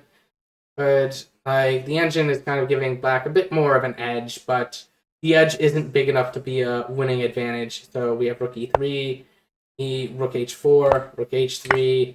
Black decides to trade one set of rooks. I think that does make sense in this position because as more pieces come off the board, the bishop versus knight dynamic becomes more pronounced. Like basically bishop versus knight with 2 rooks fighting each other, it makes less of a difference than, you know, one set of rooks is what I'm saying. So we have rook g5 hitting the pawn. Rook goes to h6. I like this move quite a bit. Like, generally in rook and pawn endgames, rooks belong behind pass pawns to support it from behind. And that is true for both the attacking side and the defending side. Like, generally, if you're going to try to kill the pass pawn, it's usually much more effective to hit it from behind as opposed to from the front. Like, if you try to support the pass pawn from the front, like the defending side, I mean, then, you know, the side that's trying to promote the pawn. Like, it's harder to promote the pawn when your rook is in its way, okay? Because eventually you have to move the rook out of the way, and then suddenly it's not defending the pawn anymore. Whereas when the rook is behind the pawn, you never have to move the rook. You can just push. Like, if something gets in the way, you can send your king to go deal with that. So anyway, we have a5. White is pushing on the queen side, so I like that. Black does not take the pawn because if black trades, white will have a passed pawn of their own, so, you know, that's not good. So here we have rook g7 check, king f6. And here in this position, white should have tried rook a7, you know, try to distract black a bit from their plan of pushing the pawn on, you know, before it's too late. But instead, white got a bit too passive, just wasting time attacking the bishop. But, you know, this move does nothing. It doesn't, you know, hinder black's plan. In fact, it just encourages black to do something they wanted to do anyway. Like, black wants to move their bishop because it's in the way of their pawn. Black's plan is to just push that pawn. Rook f3 check, e5, like the check again does nothing. We have rook f7, bishop goes back to g4. We have rook e7 check, king goes back to f6. But this move here isn't an inaccuracy because we see that the position is still -2, which is a winning advantage. White now tries rook a7, but black, no, has just made too much progress in their plan. You know, black has gotten their bishop out of the way, rook behind the pawn, king is supporting as well. White doesn't have time to do anything over here. White really should be trying to push their pawn as well. Like, trying to make something happen, but it's too late. Rook g7 check, black just blocks. Goes here, push, push. King runs here, king runs there, push. Take. Rook goes here, rook goes there, king comes here, hitting the knight with tempo, so that's pretty good since king wants to come here, all that kind of stuff. Like, issue with the king going here right away is, well, actually, no, there aren't any knight checks, so. But I still like this move. Just make the position of this knight a bit worse because, what's it called? This bishop does a good job of just dominating the knight from, you know, this distance. Like, this sort of thing, sort of geometry with the bishop and knight is very important to keep in mind when, like, the knight is on the edge of the board, especially, because then the knight is completely trapped. I believe that's called corralling the knight. But anyway, we have knight to b3. We have bishop to f3, knight check. King goes here. Here, what's it called? Black has forced a trade of the knight for the bishop. Black is simplified, so the king now comes in like this. I might have been, you know, going through this analysis a bit too quickly, but now something very cool to point out is after the move pawn to c5, black now played a move that I really like, rook h4 check, and this is very instructive. White played king b3, black now played king to g2, and it was in this position that white now resigned. And the reason why is black actually has a very, very simple technique for winning this endgame. Like, basically, white is going to trade their rook for this pawn. And when white does so, black should take with the king. Black should keep their rook where it is. Because, like, this is actually an idea that you'll see in, like, Verrascina's Endgame manual. This is an idea you'll see in 100 endgames you must know. So this is a very, very cool little technique. What black's going to do is black's going to keep their rook sitting on this rank. Just sitting over here. Maybe move it to g4, and then just move the king behind it, and then around, and then take this pawn. Because the thing is that white's king can never get closer to this pawn now. It can never touch the pawn.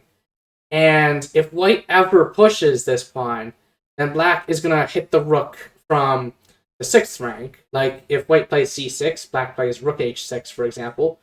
And white's king is way too far away to defend the pawn. So the pawn is lost unless white plays pawn to c7. And then black will play rook to c6 and just kill the pawn from behind. Like, that thing I mentioned earlier. So that is why white resigned here.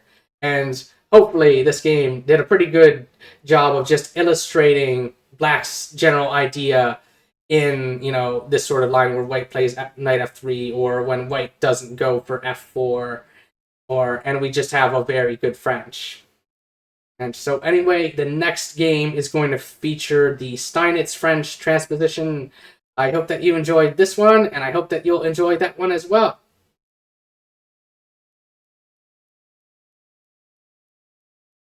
So for this game, we're now going to look at the Steinitz French.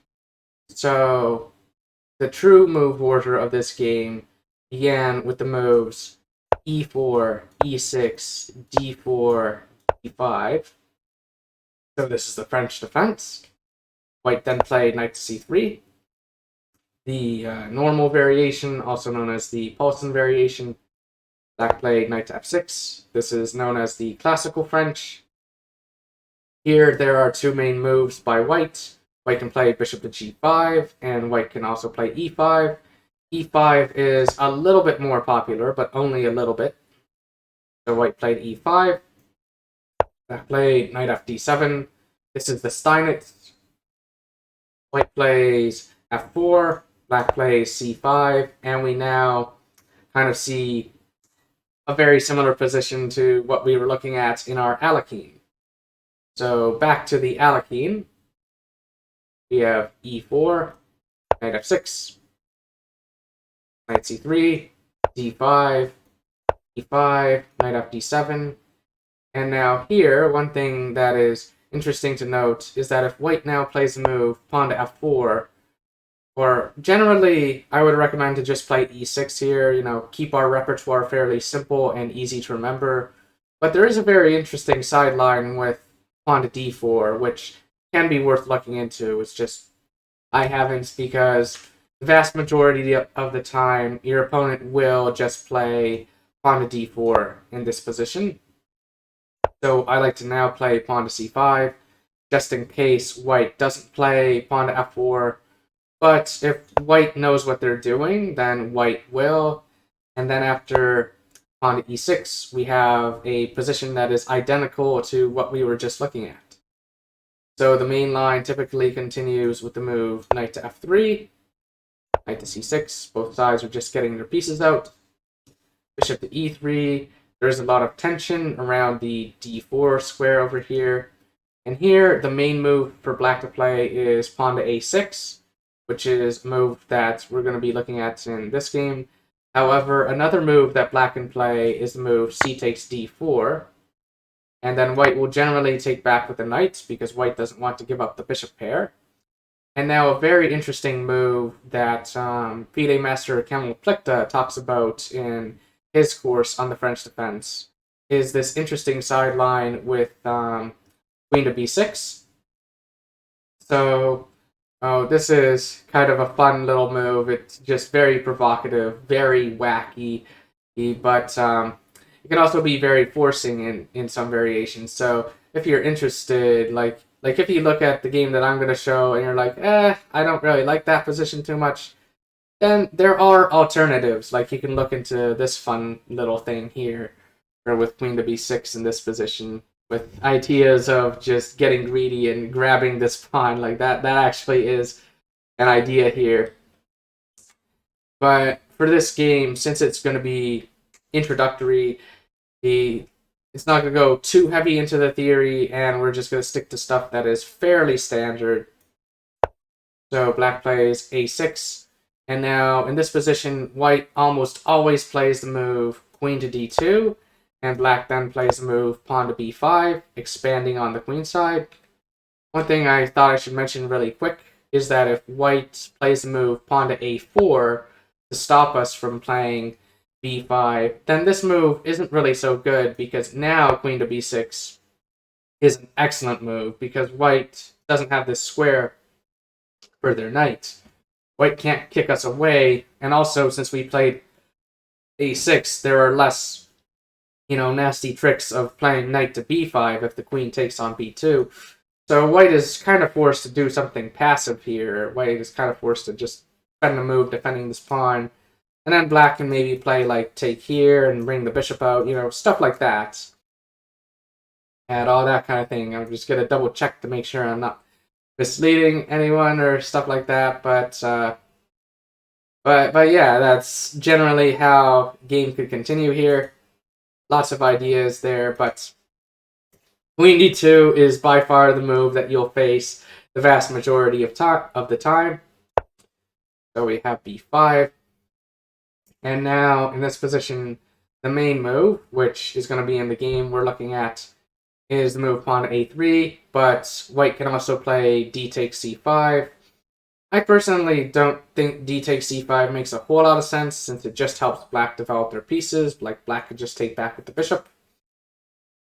But white played pawn to a3. Black played bishop to b7, just, you know, developing this bishop. Like, this bishop in the French is generally a problem since he's stuck behind all of his pawns here in the center, but on b7, this bishop might eventually get into the game. In fact, in this particular game, it did. Like, we kind of saw how powerful this thing can be in that kind of situation.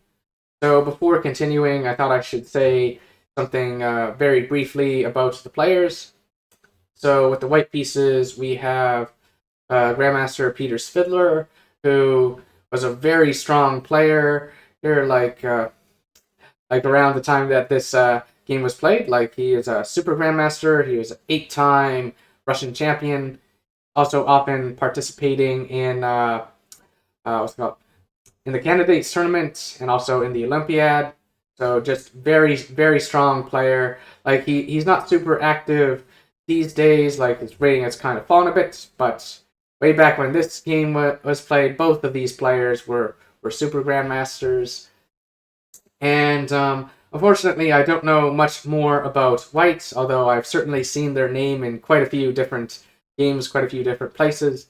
But with the black pieces, we have Grandmaster Alexander Morozevich, and he is a legendary coach and a very fun attacking player. So exactly the type of player who we would want to be following if we're playing the Alekhine, because the Alekhine is quite unorthodox, the Alekhine is quite aggressive, and black is a player who is very well known for playing unusual openings and, playing an attacking style. So black isn't that well known for playing the Alekhine, but black is known for playing the French, as well as playing the King's Indian attack with white. So if you're a fan of that opening, then Grandmaster Morozevich is definitely someone who you should be studying if you like the King's Indian attack. And he's also played some really unconventional stuff like the Chigorin defense, as well as the Albin counter gambit. And I think that's all I really want to say about the players.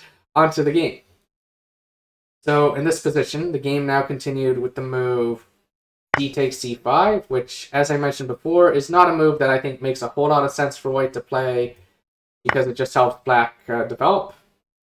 But these players are both super grandmasters, so they probably know a lot more than I do about everything. So anyway, bishop takes c5. White decided to trade the dark square bishops, but this allows black's knight to jump into the game, black's knight to get active. We kind of see white's edge is kind of vanishing, and now the engine is kind of preferring black a bit. White plays bishop to d3, developing their bishop. And black decides, hey, I think now is the right time to attack. I don't think I want a castle, I want to attack. So black plays the move pawn to b4. White plays the move knight to e2. Now this pawn is under attack. So black plays queen to b6, developing their queen and defending their pawn. White plays queen to e3, kind of applying some pressure here and kind of pinning the knight to the queen. And black's like, remember that terrible bishop I mentioned earlier? I think it's time to open up this diagonal. So black continued with the move pawn to d4, and this move looks kind of crazy. It's like, wait, isn't this a free pawn? Like, can't white just take this pawn? So white took, Black traded knights here. White took back with the queen. And black could, of course, take the pawn on g2. I should probably, double check this with an engine, but intuitively I don't like this because white can just play rook g1 and, get their rook over here. And yeah, engine does not like this for black, so that was not the point of opening things up here. Instead, black's like, okay, kind of distracted you a bit over here. Now it's time to strike over here with the move b takes a3. And the position is quite crazy. Easy, like very imbalanced. In fact, the engine, like the move that white played is very human. It's the move rook takes a3, but we kind of see that black is starting to get a very nice edge here. Here, the move that the engine wants white to play is pawn to b4. Believe it or not, that's a little crazy. Then after knight takes, bishop with check, he takes, this is just a mess. This is a very crazy position. And black can even trade queens here and be okay, but I personally would probably play queen c6, try to get in over here this way or something, or even more scary, get in over there like that. One thing I thought I should mention really quick, because I forgot to check this, is if white takes back with the pawn, then white is just going to get overwhelmed with black's aggression with the move rook to d8, as even though white might be up a pawn, white's pawn structure is bad, and white is just kind of getting overwhelmed by all of black's pieces coming into the game. There's a question of where is white even going to castle, because, this queen is on this nasty diagonal over here. So, you can't have her castle because this capture comes with check and all that. So that's probably why taking with the pawn is just wrong in this case. So rook takes a3, very, very intuitive move. I didn't previously consider pawn takes a3 just because that move doesn't really make a whole lot of sense. Let's just bring another piece into the game. Anyway, after the move, rook takes a3, black brings in their rook, similar idea, rook to d8. Black is getting very active. Black doesn't care too much about the fact that they are down a pawn, because piece activity and king safety are generally much more important than material, especially if we're only talking about something as small as one pawn. So white plays queen to e3, trying to keep their queen along this diagonal, maybe try to castle kingside and stuff. And black's like, okay, fine. I'll just grab this pawn. I'll just get my pawn back. And now black is hitting this rook.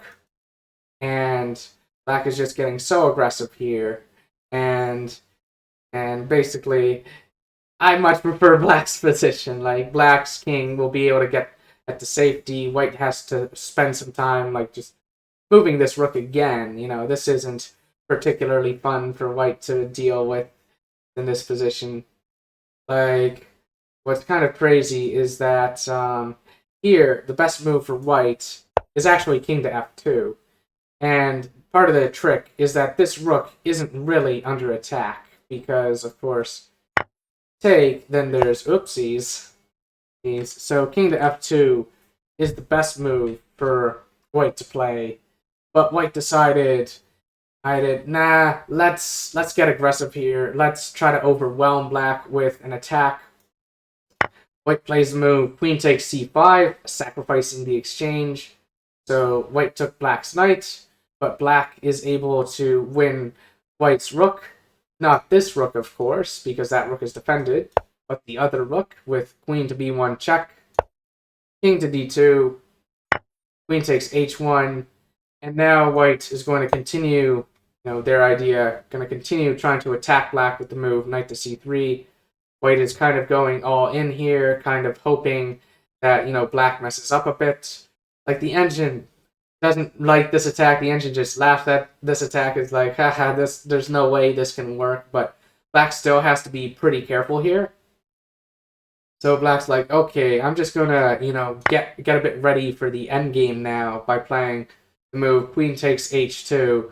Because basically, black wants to win both of these pawns and then bring this pawn, up the board in the endgame. Like, have that pawn be just a permanent problem. Like, this will be like a long-term win condition for black. Because being up in exchange is nice, but you generally need a pawn that you can promote if you're going to be able to convert the endgame.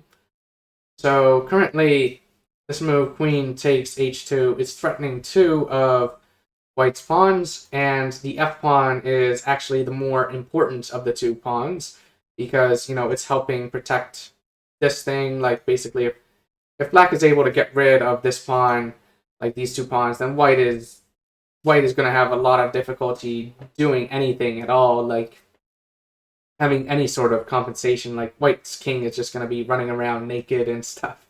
But anyway, we have rook to a4, queen takes g2 with check, king to c1, and in this position, black actually played very accurately here. Like, I personally would probably blunder away my advantage, because I would just try to trade queens, and the move queen to c6 isn't bad in itself. Like, this move is still good. Queen to b4, and now the thing to watch out for here is if rook to c8. Oopsies, this is how I personally would probably, blunder away the advantage. I would just get myself in a lot of trouble here. But black instead finds a different plan, like a plan that, I think is actually a lot better. Instead of going for the queen trade, black's like, no, I'm going to counterattack. I'm going to attack white. Black plays rook to c8, hitting the queen, and also, potentially hitting this knight as well. Black's bishop on b7 is well protected by their queen over here, and also it's pretty difficult for white to really get in on the back rank, because, if white checks from like b8 with the rook on c3, for example, then the rook can just come right back to c8. So black's pieces are actually very well coordinated. So white play the move queen to b4. Black plays queen to g1 with check. White's like, oh no, I'm getting overwhelmed here. There's too much aggression. So white plays move knight to d1, trying to be a little bit tricky here. Here, like, white is kind of playing for tricks, as black now plays a move bishop to f3, and white's like, haha, I will take this pawn. And you might be looking at this position and thinking, wait, isn't white losing their knight with check? Like, can't black just take this knight for free with check? And if you want, you can pause the video and try to figure out the answer to that.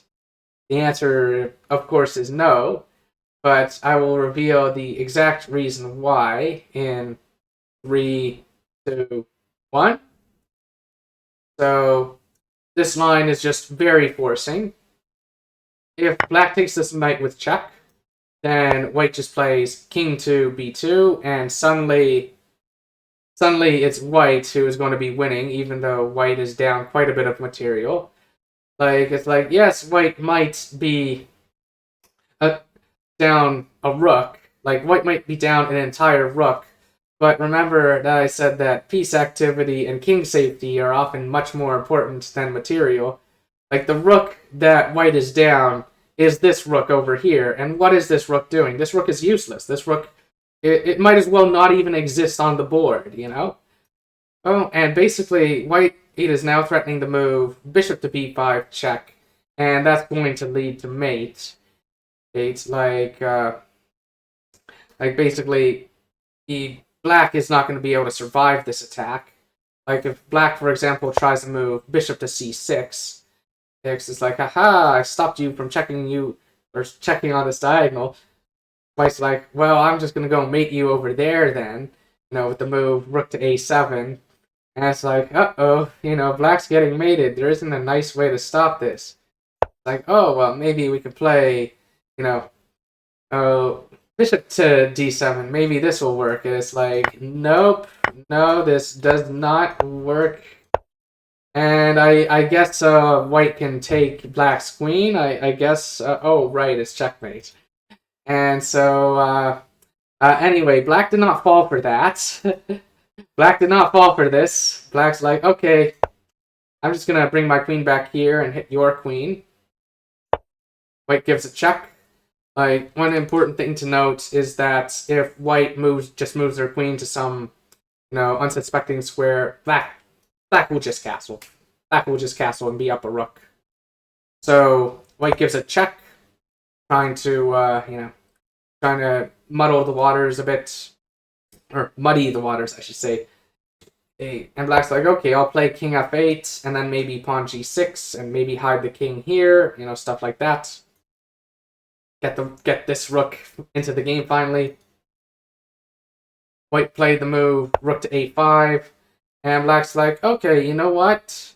This is a free knight now. I'm just gonna go win it. And it was in this position that white now resigned. And white was like, okay, yeah, there are no more tricks. There's nothing left to try. Like, since the king has gotten to here, that means that the king can, at the very least, hide on g8, and there's no way for white to break through. No way for white to really do anything here.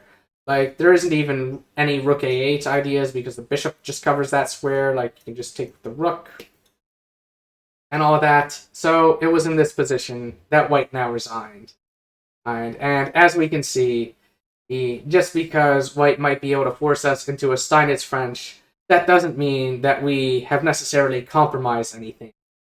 And we can still play very fun, interesting, attacking chess. So anyway, that was this game on the Steinitz. Next up will be the Spielmann Gambit. I hope that you've been enjoying the game so far. So our next game is going to feature the Spielmann Gambit, and that occurs after the moves e4, knight f6, knight c3, d5, e5, knight f d7, e6. So this is the Spielmann Gambit, and in this position, we have no choice. We must take on e6. Like, white is currently forking our knight and the pawn on f7, so we can't play f6, we can't move the knight. If we move our knight, then white will just take on f7 with check, and we lose our right to castle. Our king is running around. That is just terrible. Don't do that. We must take. We must take. And now, in this position, almost universally played is the move d4. The reason why is because white wants to get more pieces into the game, and also fight for control of the center. Given time, black will eventually play the move 5, like preferably with this pawn being defended, of course. So, what's it called? And also, like, another alternative to playing e5 is to play d4 ourselves and then play e5 to solidify it there, all that kind of stuff. So generally, white almost always is just going to play d4 or stop us from doing that. Help get this bishop into the game. And then our best move is just c5. So d4, c5 is something you often see in, like, the French and also the Sicilian as well. But anyway, in this position, we are a little bit cramped here. Like, our dark square bishop in particular is having a lot of difficulty getting into the game. But basically, a very simple plan that black can follow in their next two moves is just to play g6 and bishop to g7. Like, not only does this help develop the bishop, but we also do have some concerns along this diagonal over here. Like, queen coming to h5, or like bishop going to d3 and taking on g6, all that kind of stuff. So in this position, there are a number of moves that white can play. The most common move, at title player level is the move knight to f3, and after knight to f3, we just play g6.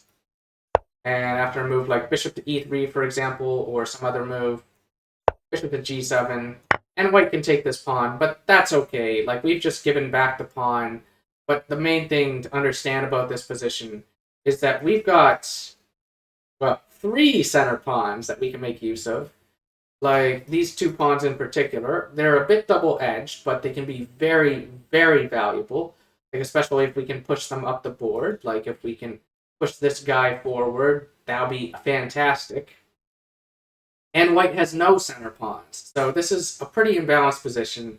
This particular position has never occurred at titled player level, all that kind of stuff. But it's still very interesting.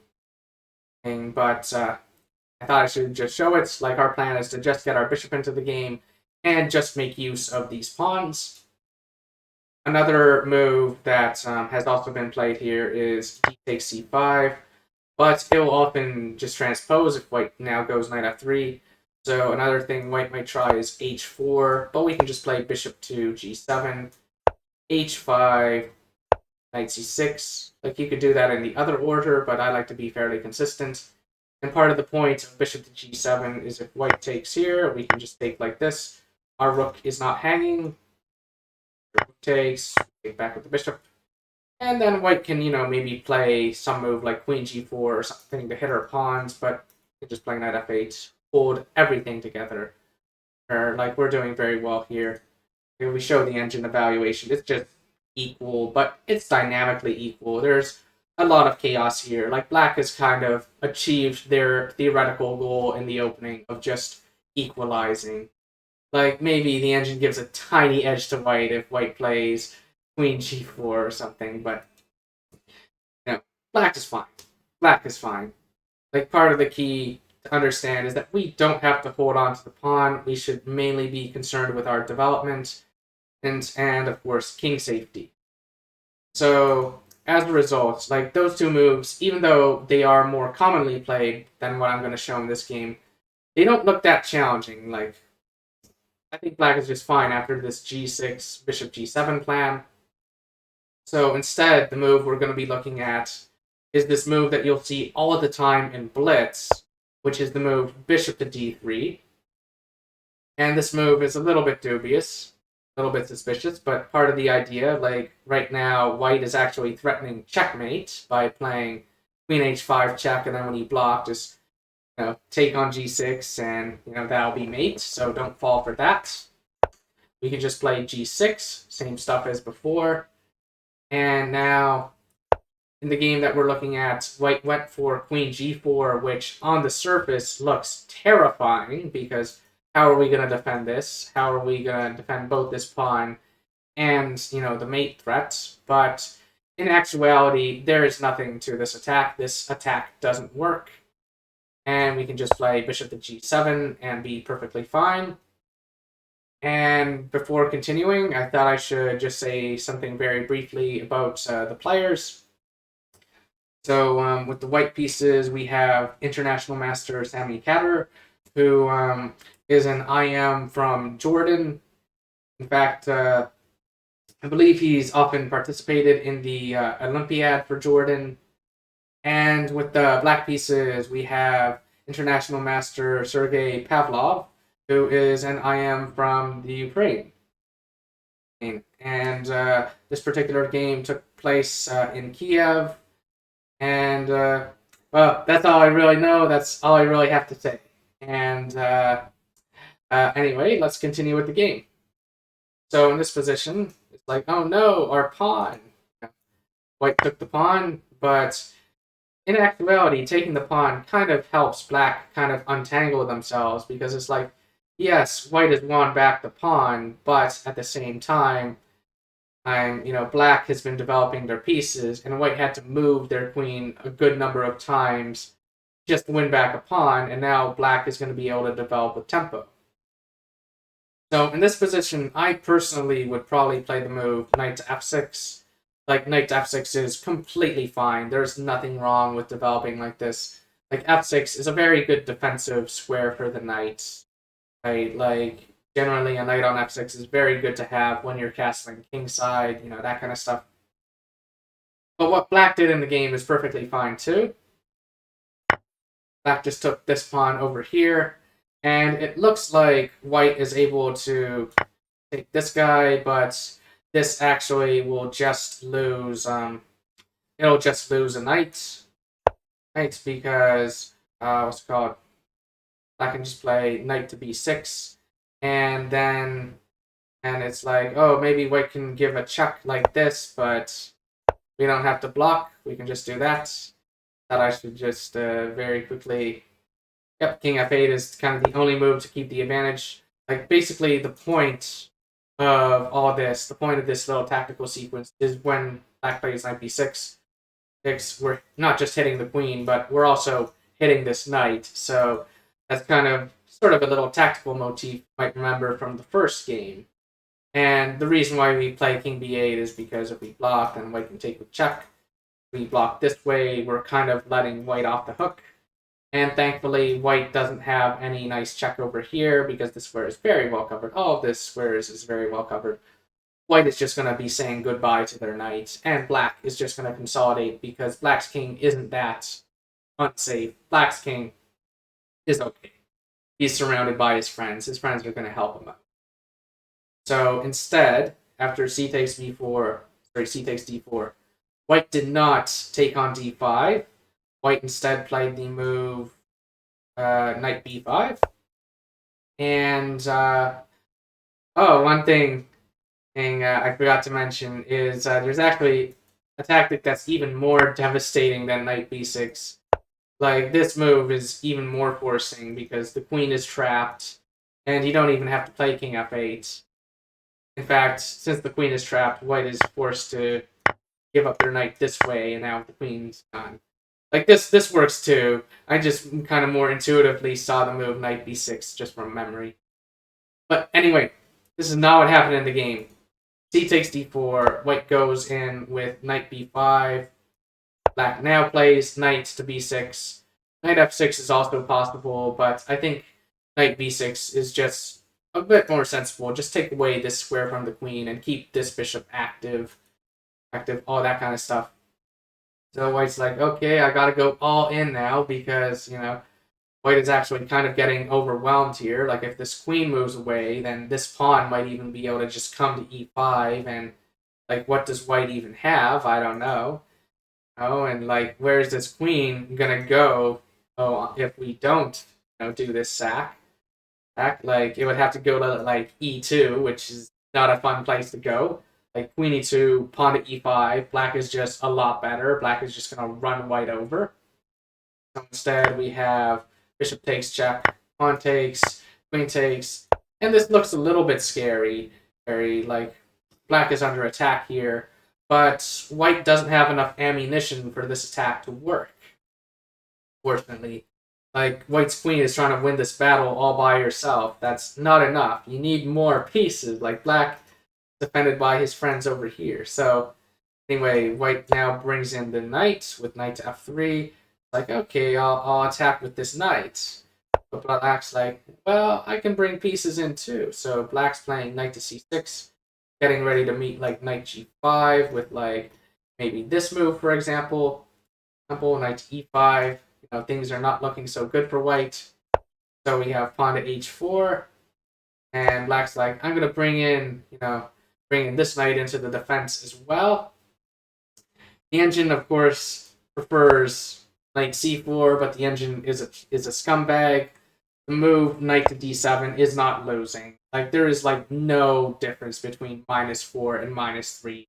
No practical difference. Black is still winning in either case. So white takes this pawn.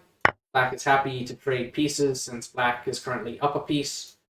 We have takes, and now black takes over here. It looks like black has won another piece. However, after the move bishop to h6 check, black is forced to sacrifice the exchange because, of course, bringing bishop back leads to mate, and the king has no squares to go to, so we have this sacrifice of the exchange, but black is still okay here. Black just brings their bishop back. And it's like, how is white going to attack here? Like, what does white have to attack with? White just really has their queen and pawn, and that's it. So white plays queen f4 check. Black plays king to g8, maybe getting ready for some f8 stuff. You have h5, queen to b6. Black sees another idea, a very cool idea. We have pawn to h6, and then this. We have this idea over here. Here the point, of course, is that if you take this guy, then black will just take all of your rooks, take everything, and white will just not have enough material to continue the attack. Like, this diagonal does look a little bit scary, a little bit sus, but I can just play like knight f6 to defend this, and then the bishop is defending that, and there is nothing. There is absolutely nothing for white. So rook d1, and black now decided to simplify, which is what you generally want to do. When you're winning, like, you want to simplify when you're winning, create chaos when you're losing. So black plays queen e5 check. This was the real point of queen takes b2. It's actually to bring the queen here to just trade away the queens and all that. So you have queen takes, bishop takes, white gives a check, but black's like, yeah, that pawn's never promoting.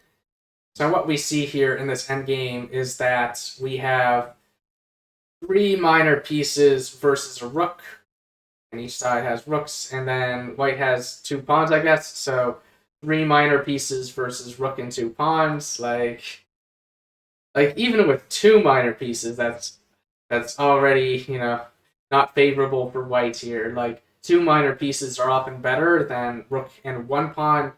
So 3 minor pieces versus rook and 2 pawns. I don't like white's chances here.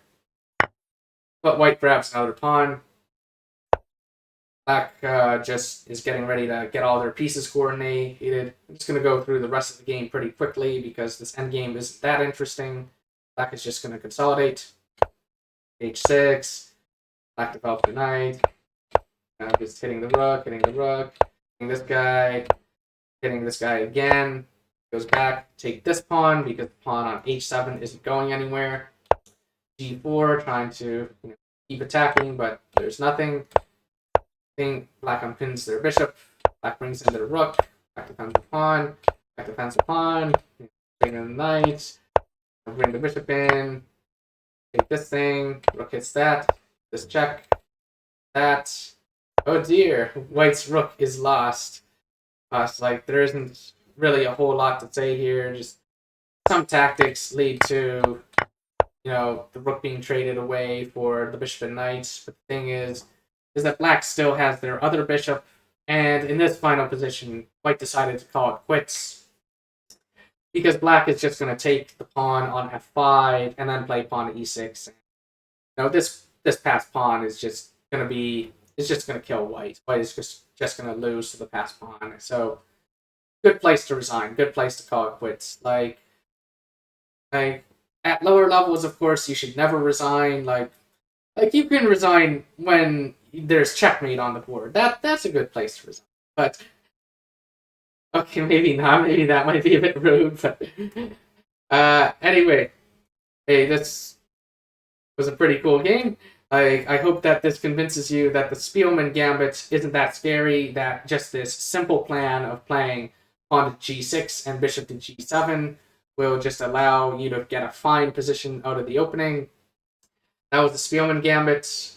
I think it's now time to talk about the e takes d5 lines. I hope that you've been enjoying.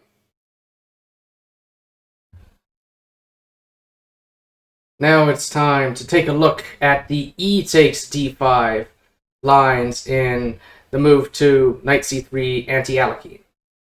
So as before, we have e4, knight f6, knight c3, d5. So thus far, we've been looking at e5, but another move, like the other main move here, in fact, a move that's commonly played commonly played by weak amateurs, is e takes d5. And here, of course, we should just take back with our knight. And now a strong player will play the move bishop to c4, and it kind of looks like, oh no, we'll be able to double white's pawns, but that's actually not the case because white can play queen to f3, hitting this guy, and then when we address that threat, white can take over here. Like, that's actually the reason why many amateurs take on d5 is because they're afraid of the doubled pawns. But as I just showed you, doubled pawns are nothing for white to be afraid of. White has a very easy workaround. And so bishop c4 is what a strong player will play against you, who we're going to be looking at that in a later game in the video. Oh, but many weak players will play knight takes d5, just kind of trading everything, trying to bail out. And now we have a very good Scandinavian defense. Like, normally in the Scandinavian, white is able to play knight to c3 and kick the queen away. But in this case, there isn't really a nice way for white to harass our queen. For example, if white now plays c4, then we have this nice move, queen to e4 check, and white has to block with the queen. If white blocks with the knight, we can take this thing, and if white blocks with the bishop, we can take that thing, and white isn't really getting any good compensation for that. So after blocking with the queen, we can just retreat our queen over here, and we've kind of put white's queen in the way of their own development. Like, now this bishop has difficulty getting into the game and stuff. So, as a result, c4 in this position is not a good move for white to play. Instead, the main moves that you'll see here are d4, knight f3, or queen f3. d4 and knight f3 are actually very similar. They tend to lead to very similar position. Like black will typically play a very similar plan of playing like knight c6, maybe playing bishop to g4, e5, castles queenside, all that kind of stuff. And queen to f3 on the surface seems like a pretty annoying move, but we can actually just play e6 against it. So queen to f3 we're going to look at in the next game. But for this game, we're going to look at the most common move played by amateurs, which is the move knight to f3. And here, what I like to do, in fact, one of the best moves for black to play, like there are multiple good moves for black here, is the move bishop to g4. Just immediately, like developing with tempo, immediately threatening to damage white's pawn structure. Like if white takes with the queen, we trade queens, damage the structure, play against those weak pawns in the endgame. And so as a result, white almost always universally will play bishop to e2, and then black just develops normally, knight c6, with the idea of potentially supporting pawn to e5. Castling queenside is also a good choice, especially since the rook is going to be coming onto this open file. So white generally castles here, and black can castle queenside. Castling queenside is fine. Like, normally, you might be a little bit scared of opposite side castling because, you know, your opponent will often be rolling their pawns down the board, or, like, launching a pawn storm, and both sides are going to be attacking each other and all that. But as we're going to see in this game, since black has such a strong grip on the center, it's very often possible for black to just completely shut down any sort of queenside attack by just, you know, playing in the center and putting so much pressure on white that they just break down. So in the game that we're going to follow, white now played the move pawn to c3, you know, trying to play d4, but black's like, nope, I'm going to play pawn to e5. And what's crazy is that here, in this position, there's only really one good move for white to play. Like, all other moves are terrible. Well, like, the move that white played in the game is marked as a blunder, but all other moves would at the very least be marked as a mistake or something like that.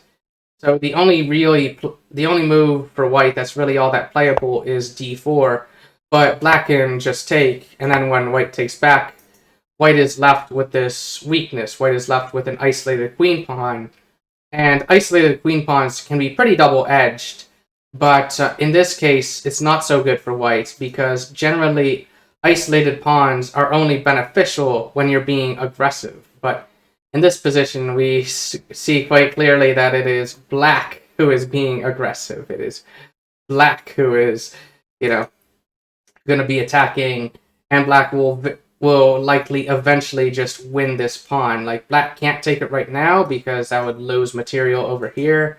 But there are many ways for black to play here. Like, black can just drop the bishop back and then try to win the pawn. Black can develop this bishop this way. Like there are lots of ways for Black to proceed here. Like this position is quite fun, and for Black to play still. Like even if White played like the best move d4, Black would still have a very fine position. And so, before continuing, I thought I should just very briefly say something about the players. So, with the white pieces, we have a untitled player from Azerbaijan, and with the black pieces, we have a grandmaster from Azerbaijan. And this game was played fairly recently, like in a bit more than 5 years ago in 2017.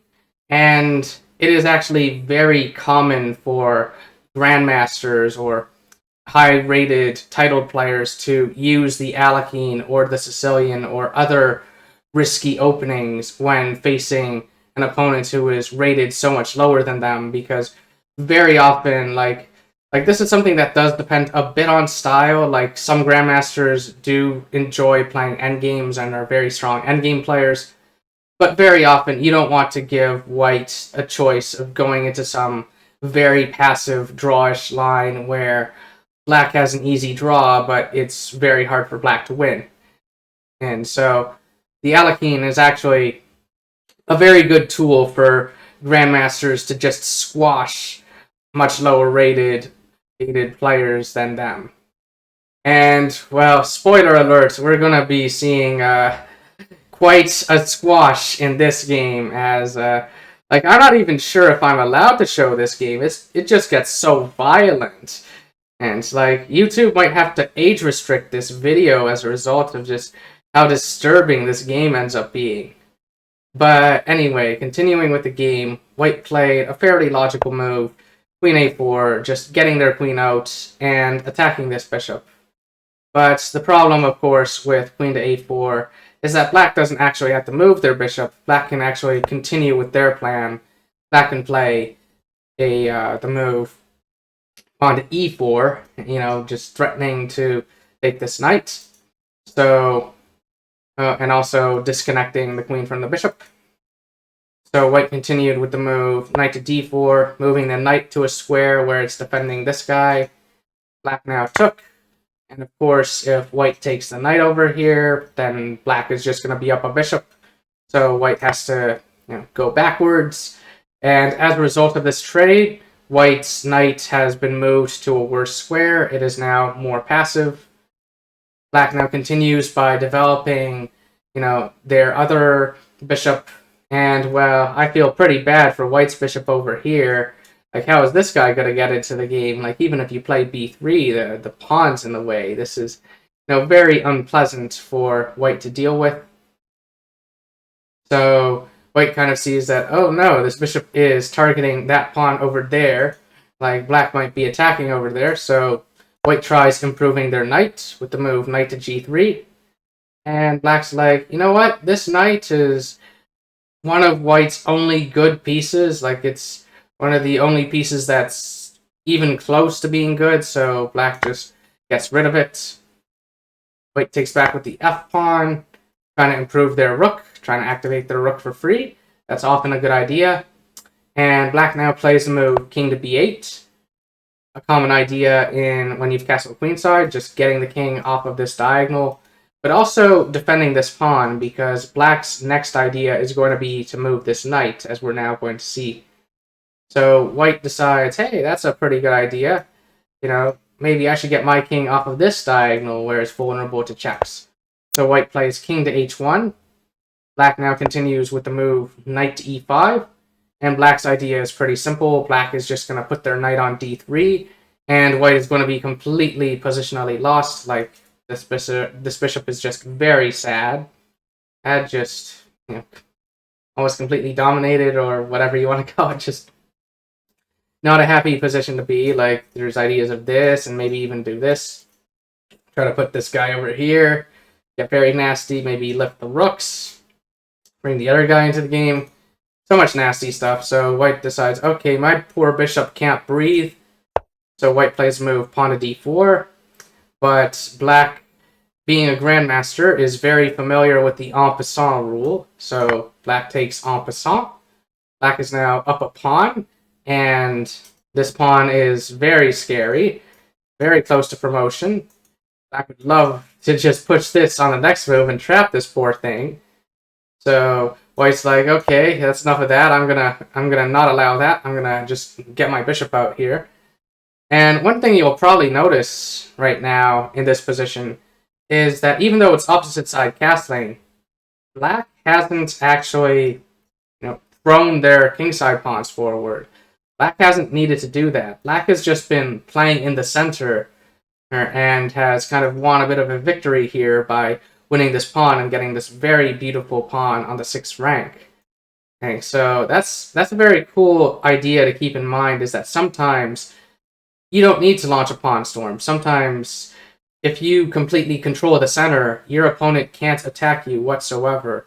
Any attack thrown by your opponent is just going to be completely ineffective because you've completely shut all of their pieces down. They can't come into the game. So black now plays the move knight to c6 because this pawn was under attack. The knight kind of did its job on e5, like it was going to come here, but now it can't do that anymore. So it just goes back, defending this guy. White plays the move rook a d1 because, of course, white wants to keep an eye on this monstrous pawn. Black plays rook h e8, getting their last piece into the game. White now plays the move rook to f3. The engine doesn't like this. According to the engine, the best move for white in this position is bishop to g1. But I would be a bit afraid of playing this move. I want to just make sure that I'm not giving something inaccurate here. No, the move that I want to play is perfectly fine. Like, basically, the reason why bishop to g1 isn't so good is just because black can just play rook e2 and get very nasty here. Here, like, maybe bring the other rook here now because white is more or less forced to put something on f2. And black is just gonna infiltrate a very nasty position. And, like, maybe do this, maybe play this. So much nastiness in this position. White is just in a lot of trouble and is completely on the defensive and stuff. But anyway, this is not what happened in the game. Instead, in this position, white did not put their bishop on g1. White instead played the move rook to f3, which I think is reasonable. I think it makes sense. Black now plays rook to e4. Black is going to coordinate their queen and rook and hit this guy. Black is also, making this move with tempo. White plays queen to a3 because where else can the queen really go? Oh, it is not a happy queen. Like, even going to b3 is a bit problematic because black is probably actually happy to do this trade because this pawn is just so strong. Anyway, in this position, although I personally would probably keep the queens on the board just because I think black's king is quite a bit safer than white's. Anyway, in this position, black now plays queen to e6, hitting this guy. There are back rank mate ideas, so white has to be very careful of that. We have bishop to d2, rook to e2, and basically black is now threatening to take the bishop and give a check over there.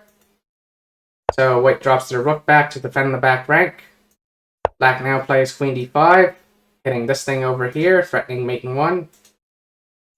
White is more or less forced to play rook g1. There isn't really any other move.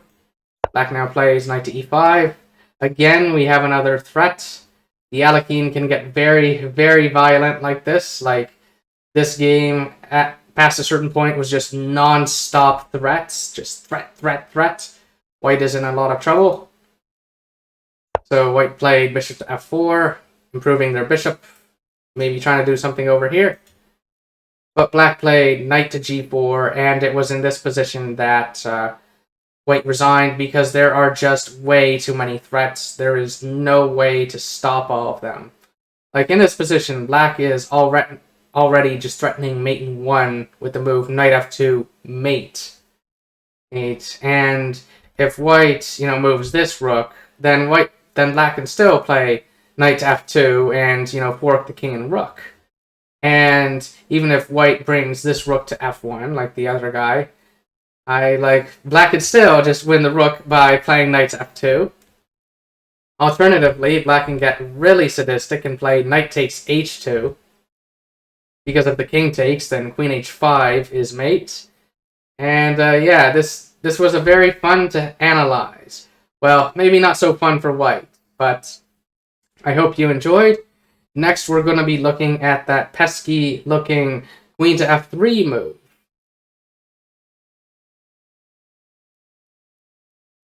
So in this next game, we're now going to look at what happens if white tries to trade queens. So e4, knight f6, knight c3, d5, takes, knight takes, queen takes, and now the seemingly annoying move, queen to f3. This move is often played by players who are afraid of the Alekhine, who are afraid of our opening and just want to trade everything off. That's usually the motivation behind this move. And we could move our queen, but I don't like doing that. It kind of means that white's develops their queen with tempo. Moving our queen is playable. And according to the engine, the best move for black is bishop to e6, which is a pretty interesting move. Kind of interesting. Given that the bishop here, I suppose that we're going to be getting the other bishop out this way, that kind of stuff. But that has never been played before.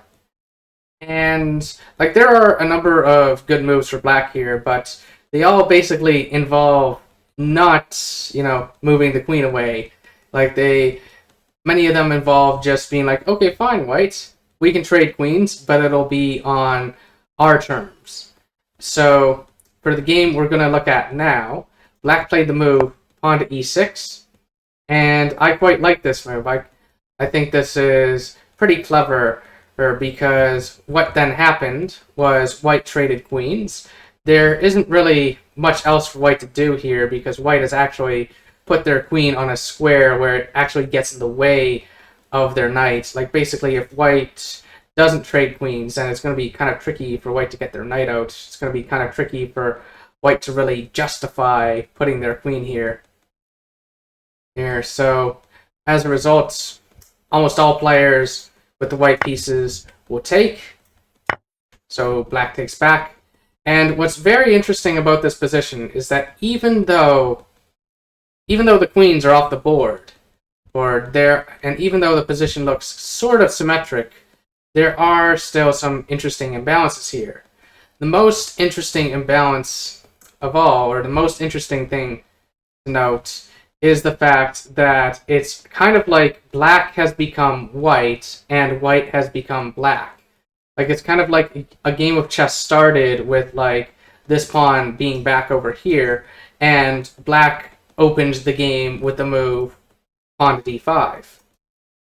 The other notable thing to note is that, is this imbalance in terms of the knights. So, I guess the thing I mentioned about black becoming white and white becoming black, that isn't really an imbalance, that's more of a, I don't know what the right word is, a dynamic, but it's still something I think is very interesting, and is still a reason why I like this approach. It's okay, fine, alright, we'll trade queens, but now I'm white. Now I'm the one who's pressing for the advantage, and all that. So, in this particular game, with the white pieces, we have former world champion, the late Vasily Smyslov, who was kind of known for his magic hand that would always find the right move to play in any given position. And with the black pieces, we have Grandmaster Rafael Vaganian, who is more well known as being a master of the French defense, but it's pretty cool that he played an Alekhine in this game. And I thought that was pretty fascinating, and I don't think I actually featured Grandmaster Vaganian in my French defense series of videos, so it's kind of nice that I get to show him here. And this particular game was played in 1987, and I think Smyslov, he might have been in his 60s or something like that. So, he's kind of getting older, he's kind of getting less tactically sharp. So he probably played into this line because he's like, you know what, I just want to play an endgame game. I'm kind of scared of all this crazy tactical nonsense that tends to happen in the Alekhine. But in this position, if anybody is better, it's Black, because of that thing that I mentioned about Black now being the one who kind of made the first move. So the game now continued with White playing knight to f3. Black played bishop to f5, attacking this pawn over here. So White now played d3. Black plays knight to c6, maybe getting in like that, some nastiness of that sort, or that kind of thing. White plays bishop to f4, hitting this pawn over here. Black plays king to d7. I quite like this move because given that the queens are now off the board, or it makes sense to make use of your king, it makes sense to activate the king. So, like, in this position, Black could have also castled queenside, like, that's okay as well.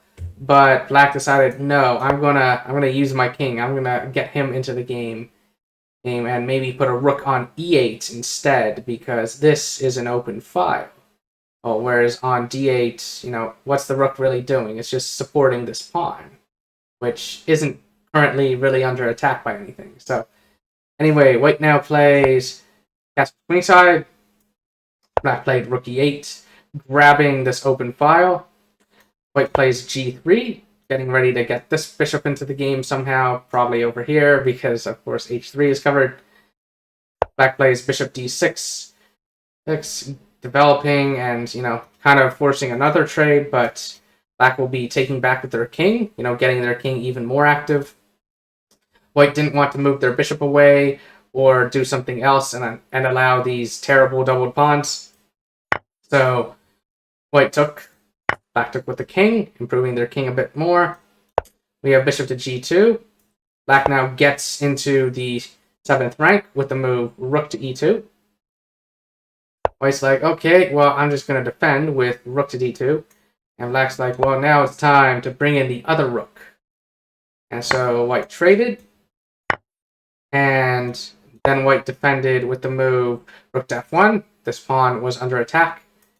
And Black now played the move pawn to a5.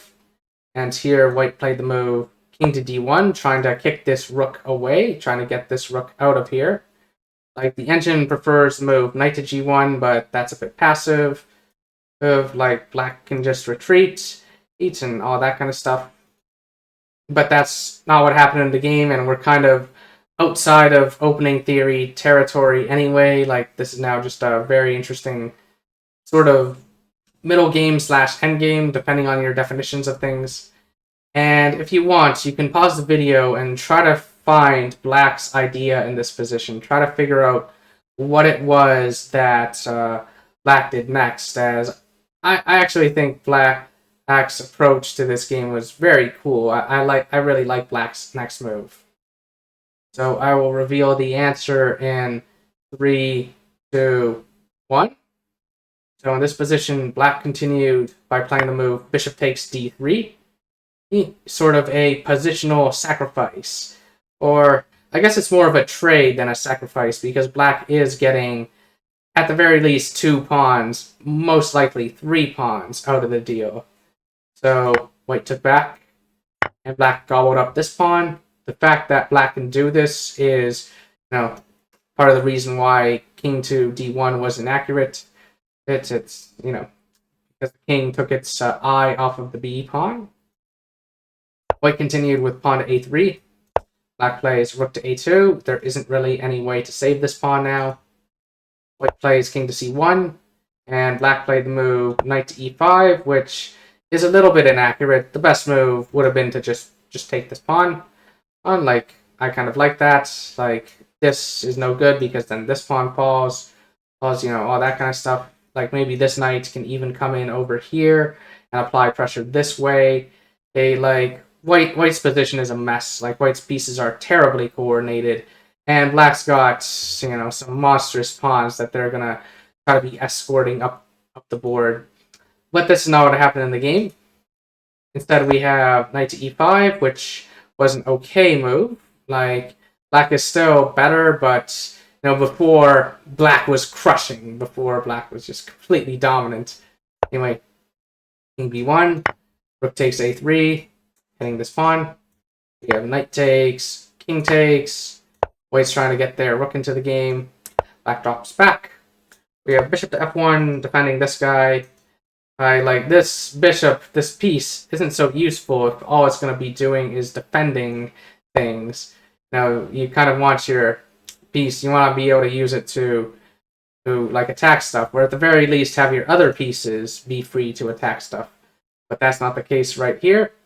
So we have b5, king b2, hitting the rook, but black just solidifies it with b4. Like pawns, those guys are good for defense. Pieces, they want to attack things, they want to be aggressive.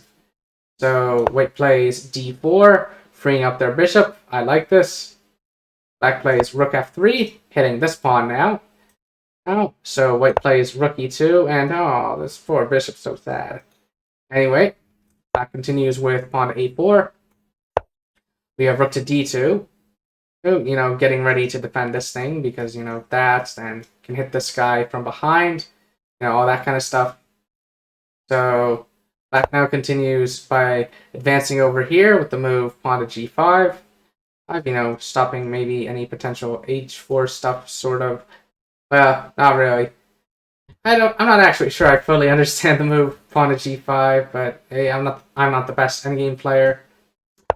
We have bishop to b5, and here black plays move rook to b3 check, which is another move that I don't really understand. It kind of, it potentially throws away all of black's advantage because, like, the rook is just pretty well placed over here. Like, I just push the pawns. Like, basically, on b3, the rook is just kind of in the b pawn's way. Like black just kind of wants to roll their pawns down the board, all that kind of stuff. But black can maybe even push this at some point and try to get their king in here and all sorts of nasty stuff. But anyway, rook b3 check. Here, engine wants king a1, and then after a3, sees this, don't allow pawn c5 in, all that kind of stuff. But instead, what happened in the game after rook b3 check is we have king to c1. So black is getting very dangerous over here. We have a3, rook c2 anyway. The rook is coming over here. And there's going to be some nasty b3 stuff. Apologies for my analysis of this endgame being a bit sloppy. We have rook c6 check. King to e7. Rook takes. King over here. C-pawn wasn't that important. Like, these pawns by themselves are already very dangerous. Like, two connected pass pawns, if they ever reach the 6th rank, can just completely destroy a rook. Like, by themselves, although a king can kind of hold against two connected passers. But anyway, rook c2, pawn to b3. White gives a check, but check kind of doesn't do anything. King to d3, king to d6. And here, white can actually hold, but it's pretty difficult to play.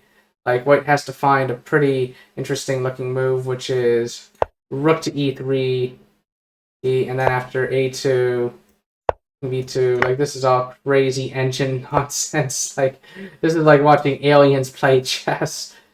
That's like, apparently black is only slightly better here, but oh my, just like in my opinion, only black has winning chances in this position still. Like even if the engine's like, oh, this is equal, it's like white has to play pretty precisely and all that. Like, the fact that these pawns are currently on dark squares doesn't really help matters, because it just means that they're targets for black to go kill, and makes the bishop kind of useless if it can't work in tandem with these pawns and stuff. But this is not what happened in the game. Like, this endgame is actually pretty interesting, but endgame phase isn't really that big of a focus of these videos. So we have king to b1, and like according to the engine, this is a blunder. It's nice to see that even grandmasters, even world champions can blunder. So anyway, that continues with rook c3. Trying to get really nasty here with ideas of like what's it called? This and this. Like for example, here, promotes, stuff of that nature.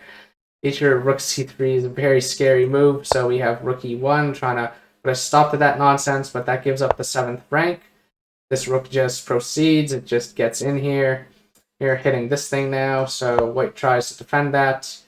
And I guess black wanted to kind of repeat moves at least once just to maybe get to move 40, as we are currently actually on move 38. White plays rook e1, this is move 39.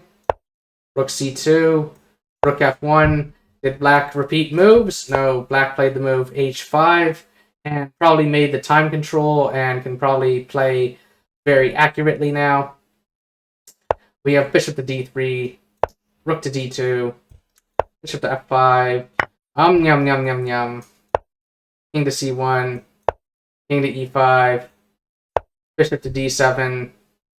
I mean, like, how is white, gonna untangle here? How is white gonna get these pawns? Very good question. I don't know. Black gives this check. The engine says this is inaccurate, but like, there's no difference between -6 and -4. Black is still completely winning. We have king b1, rook c2, bishop b5. Like, black just needs to bring their king in, and then it's going to be lights out. But black decides to kind of fix white's pawns over here. Try to keep them on dark squares where the bishop can't help them. We have bishop d3, rook d2. Rook comes here with check, king to d4, bishop to e2, rook to c2, rook d1 check. King actually comes back to c5, interestingly enough. I guess it can't go to c3 because rook d3 check is annoying. So the rook, remember, has to actually stay on the first rank, because otherwise there is, again, this nasty idea. Like, it doesn't even matter if the king comes there and does that, because still promoting. So white plays rook e1, and well, there wasn't really anything else that white could really do. As black was just getting in there. Like, black even has ideas of like bringing in the king like this, stuff of that nature, and then this would be mate, all that kind of stuff. So white plays rook e1, e2 check, king a1, and here black missed a forced mate in 5, but really, like, white resigned in 2 moves. Like, the game ended with the moves the b2 check, king takes a2, rook c1. Like, this was just lights out, just completely simplifying. If you're curious what the mate in 5 was, it was basically that idea that I showed with just bringing the king to a3 and then just pushing the b pawn. So, but this is fine too. Like, resigns in 2 is actually better than mate in 5. So anyway, this was a very nice game by black in particular. Like, white played okay, but the opening that white played, like the queen f3 idea, that's not really a problem for us to deal with. Like black just gets a very nice position over there where black becomes white and white becomes black. So anyway, I hope that you enjoyed this game. And next, we're going to be looking at that bishop c4 idea.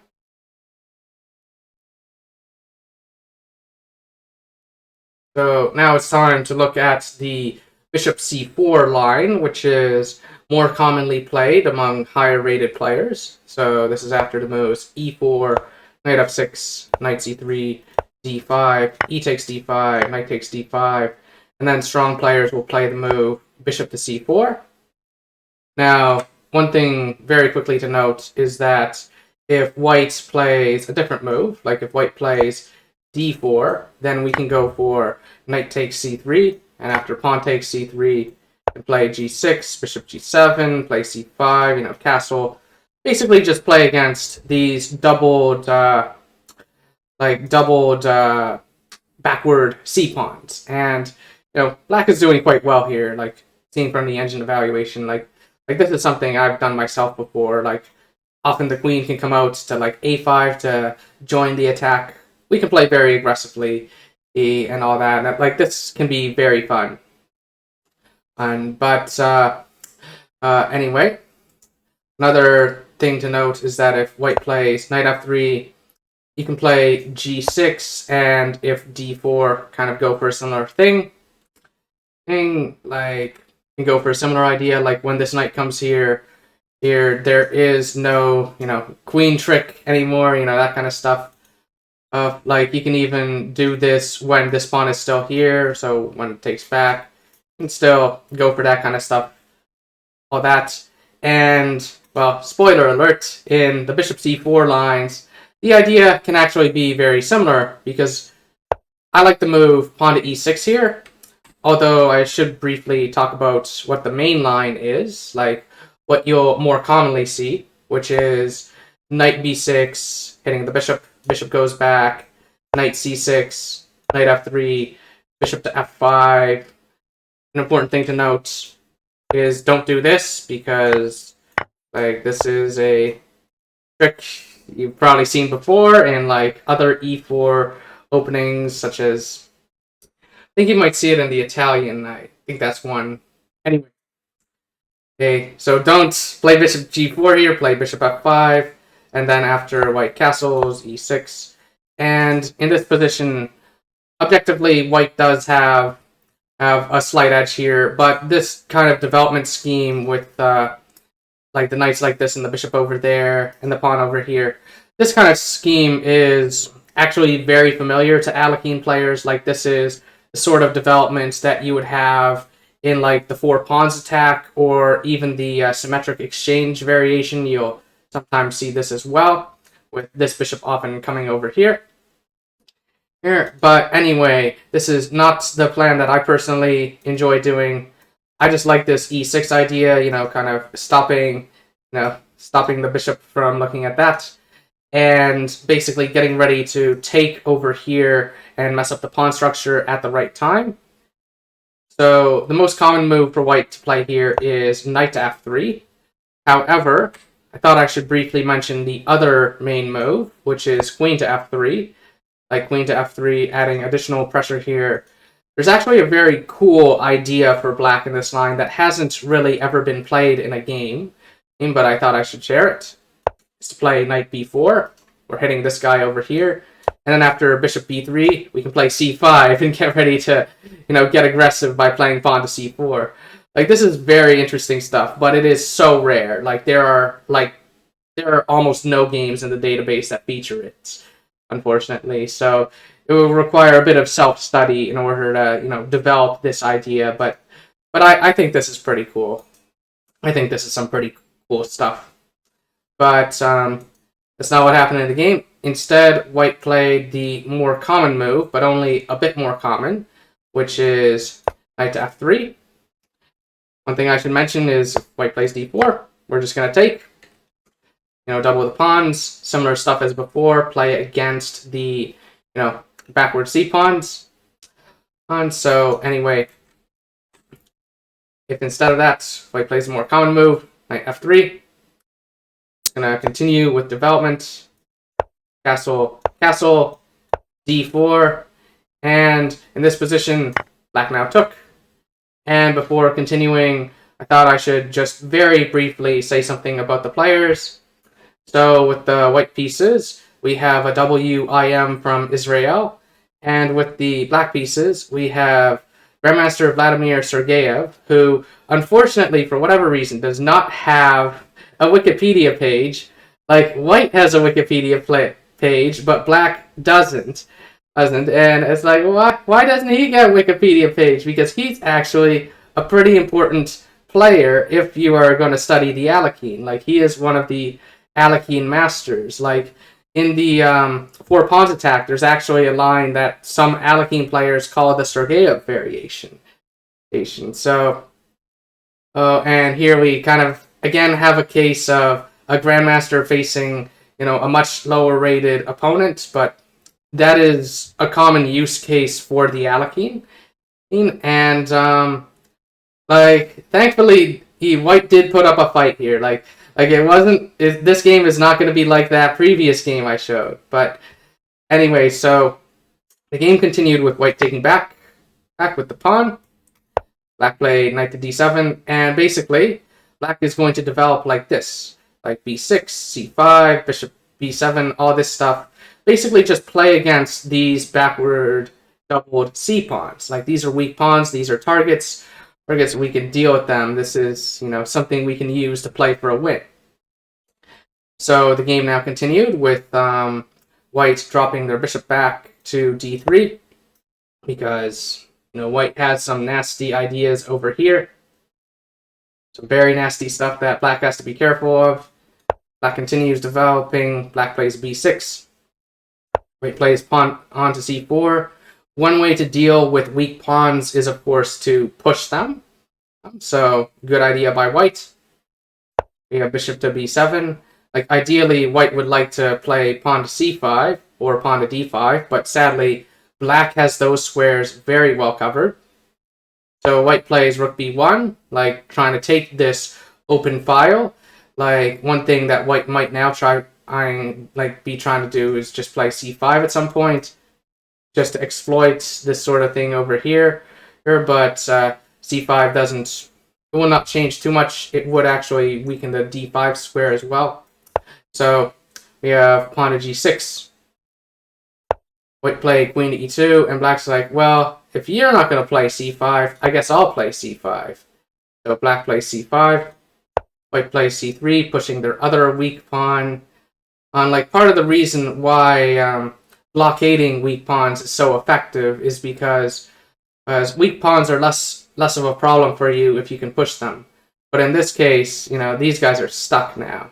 And if White ever, trades this guy, then these are going to become isolated pawns. And Black will be quite happy to take back with a piece, because then these guys will just be on an open file. They're just going to be sitting ducks.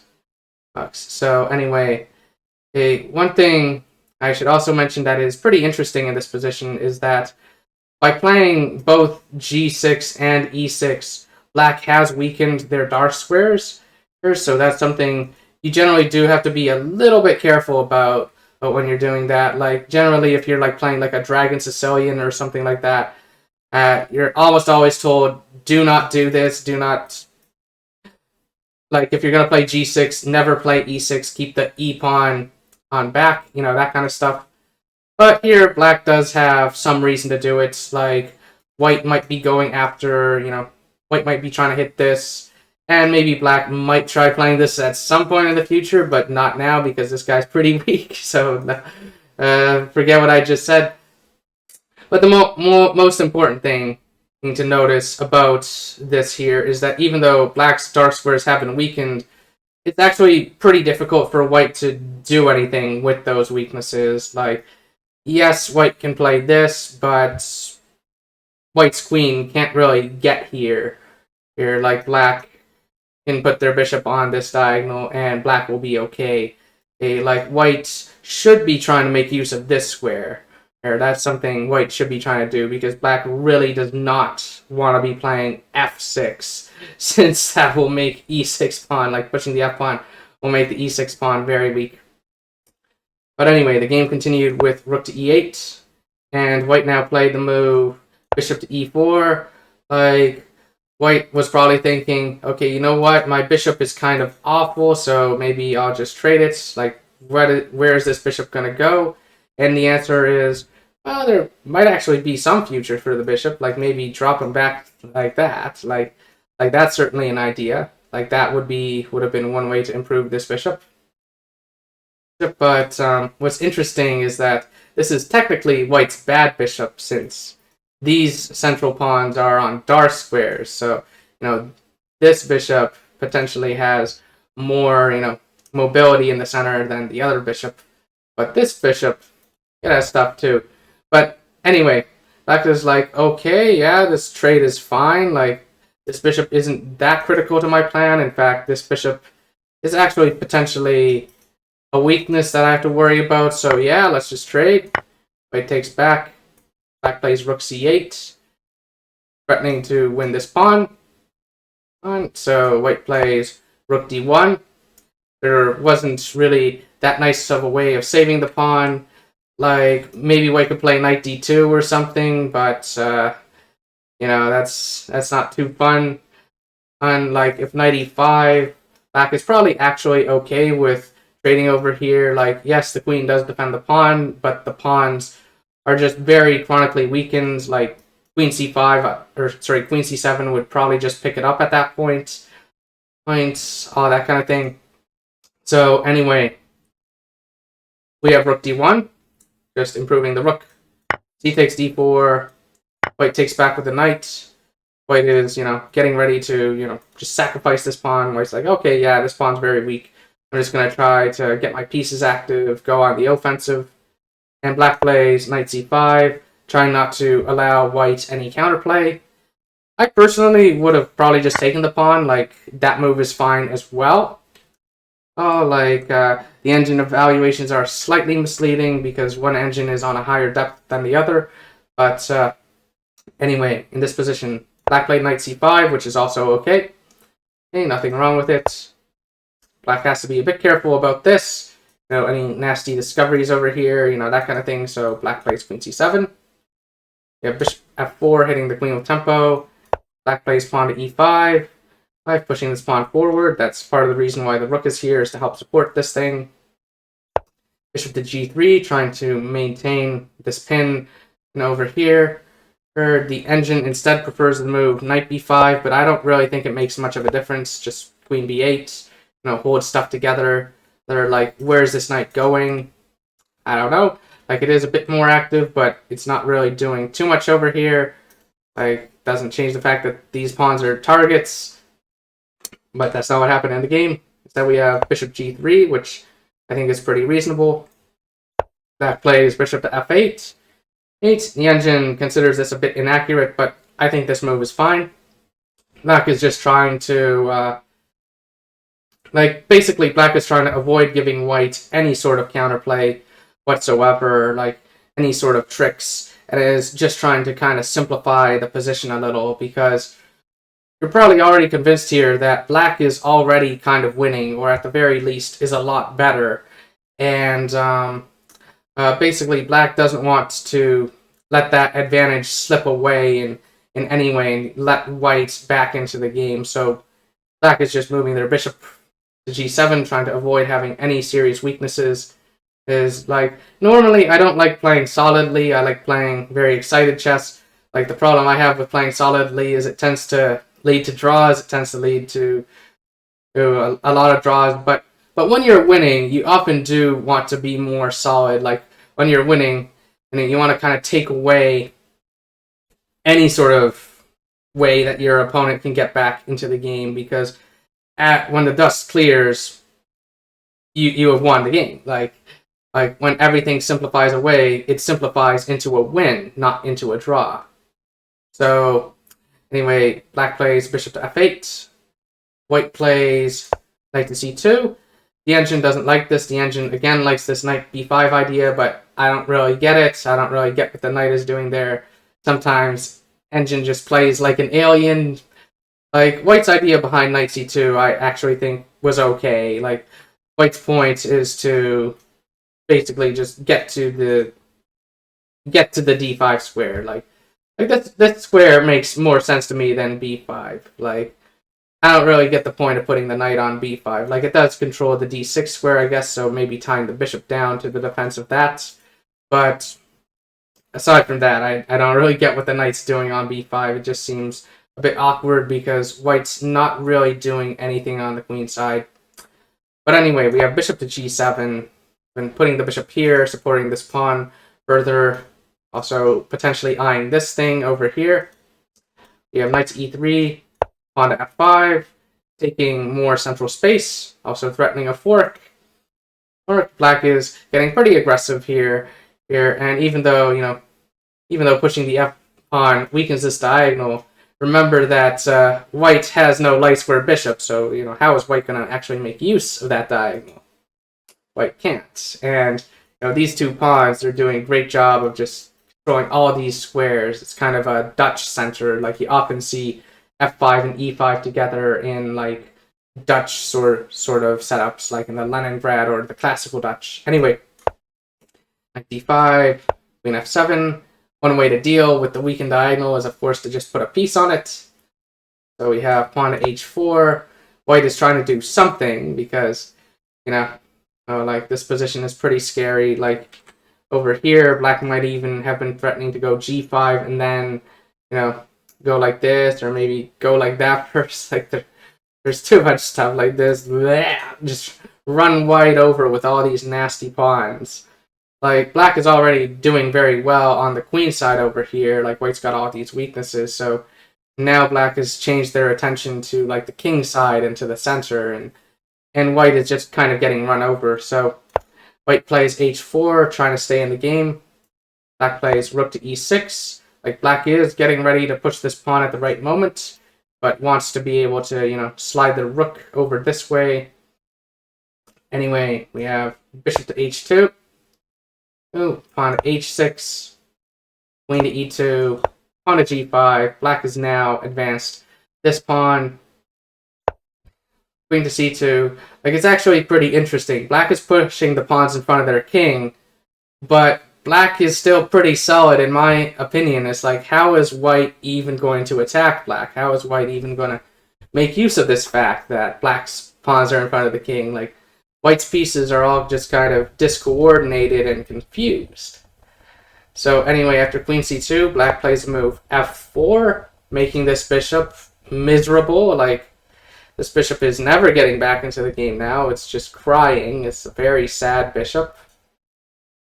We have pawn to a4, trying to do something over here, trying to mess up black's pawn structure with a5. So black's like, no, I'm not going to let you do that. I'm not going to let you do anything. We have knight to b7. Queen to a2. A bit of a strange move, in my opinion. And probably just, maybe defending this pawn because, although the queen was, I guess it could have gone to e2 as well, but it's hard to find moves for white now. Like, black is winning. Black has a winning advantage. King to h8. Just a prophylactic move, like taking the king off of this diagonal. Like, black kind of just has all the time in the world right now, just because white's pieces are not well coordinated. White doesn't really have a plan that they're playing towards. So when you're in a situation like that, you can take your time. You can play moves like this. You can play slow moves whose tempo isn't as critical. So white tries knight to b4, or tries doing something. It's very hard to find any sort of move for white. Right? And black decides to continue with pawn to g4. I like it. White plays pawn to c5, trying to mess up black's pawn structure a bit. Black takes with the knight. White now plays pawn to a5, trying to mess it up this way, so that at the very least, black will have weak pawns. But black's like, nah, I'm not gonna take that. I'm just gonna, be happy over here. Black just plays queen to g6, and things are again looking quite scary for white. Right, like these pawns are just running down the board. White play king to h1, and here in this position, let's see. Here, if I were black, I would probably just play pawn to g3 right now, although the move that black played, knight to e4, is perfectly fine. Nothing wrong with it. White plays knight to d5, trying to improve the positioning of their knight again. Also maybe apply some pressure here. And here in this position, there's a really nice move that black could have played, but didn't.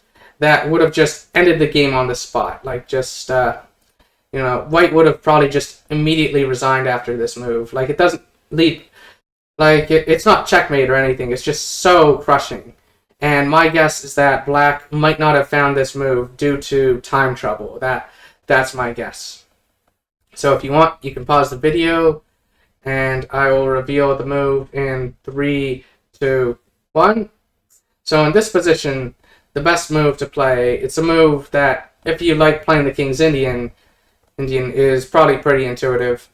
It's just pawn to g3. He, like, just makes a lot of sense. Just, you know, try to blast things open over here. Like, this bishop is dead. This bishop is very dead. And so, white, of course, can't really play bishop to g1 because then the queen just comes here and kills this thing and it'll be checkmate.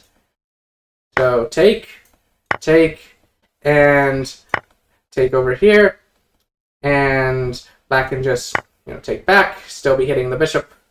Like, we could take the bishop as well. I think that maybe that's okay, but I'd be a little bit worried about, you know, this pawn getting to the 7th rank. You know, like, that might actually be winning for white. Although, you know, there might be some mating ideas over here, like maybe an idea of, like, defending the pawn and, like, bringing the knight to g3 or something, but, you know, don't even allow that nonsense. Like, here, the issue for white, like, this bishop is not going anywhere. If this bishop goes to g1, we just play queen h5, and nothing can defend this pawn. Like, white is going to be very dead. Because, what's it called? Like, even if you, like, move the bishop off the diagonal, like, even if you take this pawn, for example, you take this, king goes there, check, king goes here, check, run, take the queen, you know, it's, no, it's terrible. Like, white is very, very dead. White can't save their bishop. White can't play bishop to g1. So yeah, according to the engine here, the best move for white is to try rook to e1, and then the engine likes getting very fancy with knight to f2 check, but I would just take the bishop. Taking the bishop is fine. Like, taking the bishop, completely fine. But instead, in this position, black did not find the move g3, which is a very intuitive move if you play the King's Indian. Like, the g3 push appears a lot in the classical variation. Like, mainline, like, old mainline classical. Anyway, black played rook g8, which is okay. This isn't a losing move or anything, but it does potentially, it might let white back into the game if you're not careful. So white tried the move bishop takes f4, trying to go for some messiness, trying to go make things more complicated. Like, basically, white's idea here is that if you take the bishop, white will take over here with the knight and fork the queen and rook and win back some material. So black is pretty scared of that already. See, if black had played g3, that would have just been a knockout punch. White would have just been destroyed. Anyway, black went for a knight takes c3. Engine doesn't like this so much, but that line that the engine wants is, you know, pretty complicated. Like, take over here, and then after knight takes, queen f7 to defend this rook, and then if, you know, knight takes here, we don't actually take on c3, we take this thing with check, and then here we take this rook this way, and then after here, an important thing to notice is that this knight is pinned to the queen. This is what the engine likes. It's a bit crazy. It requires so much calculation. And when you're in time trouble, you're not going to see all this. It's like, my guess is that black is in time trouble because we're at move 35 right now. Instead, black played knight takes c3 instead of playing pawn takes bishop. And this is okay too. We have knight takes c3 and then pawn takes f4. And black still has these strong pawns. It's just that, you know, black has kind of traded away a very good knight for a very silly bishop that wasn't doing anything. So I don't like that so much. We have knight d5 and bishop to e5. And according to the engine, like, the game isn't completely lost yet, but the game just ended here. My guess is that white either resigned or lost on time, like probably something of that nature. But Part of the point of bishop to e5 is, of course, to defend this pawn on f4. And if I had to guess, the reason why that white resigned is probably because black might be able to just play queen to queen to h5, and then this pawn is very hard to defend because can just, like, if g3, you just take, and then the bishop takes, and this is a scary bishop, all kind of stuff. Like, black has to be a little bit careful here, just a little bit careful, because they've kind of opened their own king up a bit. It's like you want to be a bit careful with this diagonal being used, although black is the only one with a dark square bishop, so black can always put their bishop back on the diagonal. Still, a very interesting game, and I hope that this game did a good job of showcasing this idea of doubling the c-pawns and playing against the weak backward c-pawns, like doubled backward c-pawns. Anyway, that was this game. On to the next one. So, for the final game, I thought that I would talk a bit about the offlines. So, basically, what should we do if white plays anything else against us? Like, all this other crazy random nonsense, and really, white doesn't have many good alternatives here. A lot of it is just crazy nonsense. So, like, after e4, knight f6, knight c3, d5. For example, white could play the move knight f3, and the reason why this move is nonsense is because it's basically just going to lose a pawn. Like, white might be able to win back the pawn, but at a great cost. So here in this position, we can take with either our knight or with the pawn. I prefer taking with the pawn, but taking with the knight is okay too. Like, the thing that I don't like about taking with the knight is just that white can do this, hitting the pawn. And here we should play bishop f5. Playing pawn to f5 is actually pretty risky in my opinion, just because weakening this diagonal that, is a little bit uncomfortable. I think that gives white a bit of compensation for lost pawn. But after bishop f5, white can do this. This, like, objectively, it's not great, but, it does make me a little bit uncomfortable. Like, white is getting a bit aggressive here and stuff. Although this is objectively weakening white's king side a fair bit. Instead, I prefer a different approach. Instead of taking with the knight, back over here, I prefer taking with the pawn. Now, if white does this move, we can still play bishop f5, but now there is no g4. g4 just is not possible. We'll just take with the bishop. We're fine. So, white might try the move queen to e2.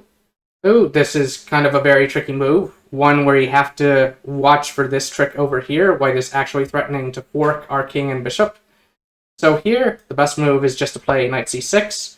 We're actually okay with giving back the pawn because we've got very good development. And if white now plays knight takes e4, we can just we can just have our knight jump right in here. This is a very nasty knight. It's hitting both these things. So the move queen d3 is forced because otherwise this knight will drop.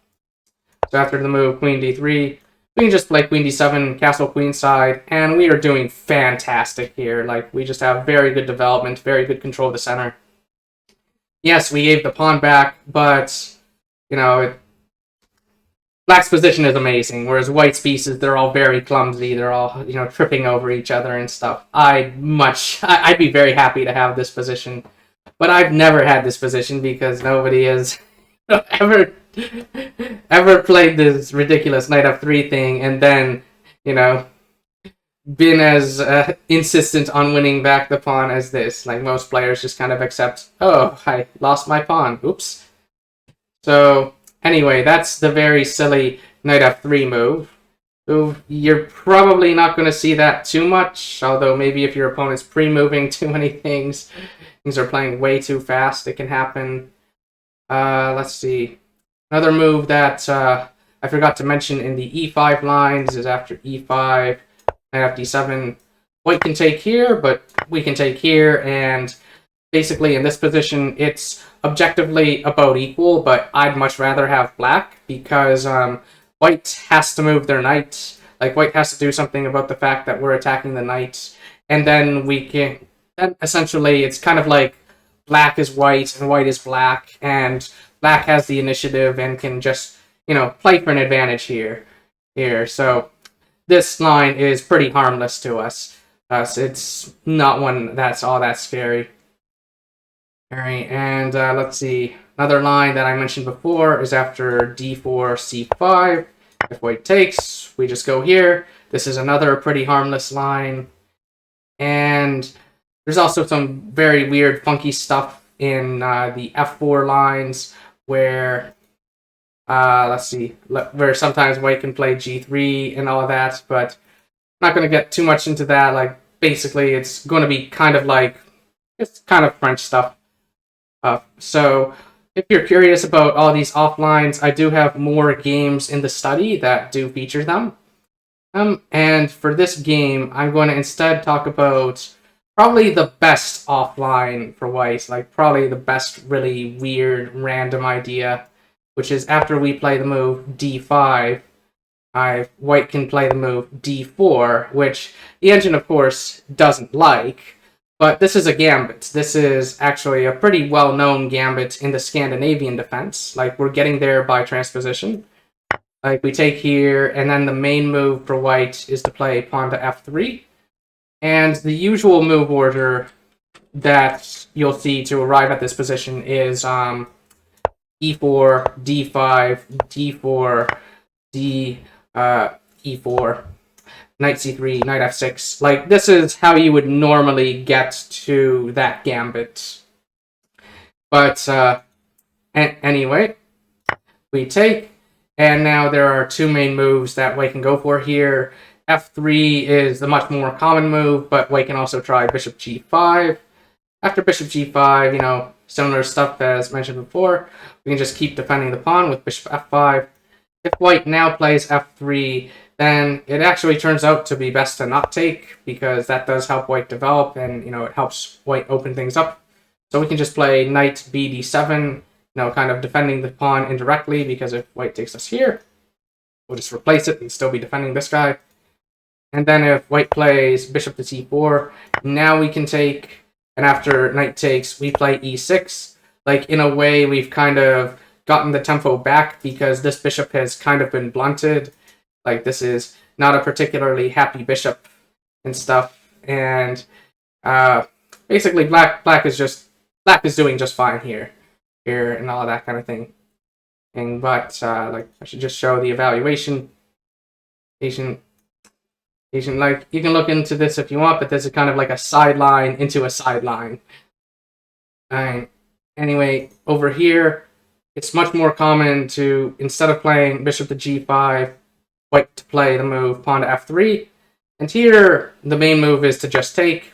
Just take the pawn, like, don't let white put their pawn in the center, all that kind of stuff. And after knight takes, we can just play pawn to g6. Like, we could just go for, like, a King's Indian kind of setup over here. Like, basically, black is up a pawn right now, and white is going to try to attack us. White is going to try to get very aggressive on us, so it makes sense to just try to go for a pretty solid setup, just try to consolidate, try to maybe go to an endgame and use that extra pawn to win the game. So in this position, the most common move that you'll see is bishop to c4, but this doesn't really give white too much. Like, if white castles, we just castle, and I don't really see a nice way for white to really attack us here. Like, black is just way too solid. It's hard to get in here, but there have been a number of games that do feature this position. Instead, like if we turn on the engine's more or less just saying black is up a clean pawn and white has nothing.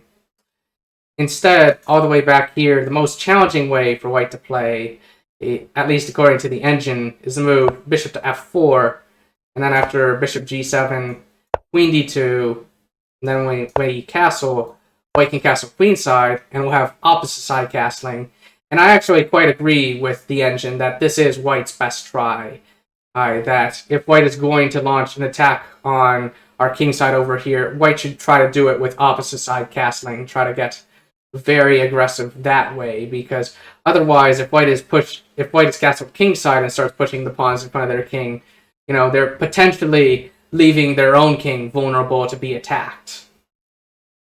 So, anyway, before continuing, I thought I should just very briefly say something about the players. Or at least I would if I knew much about them. I unfortunately do not.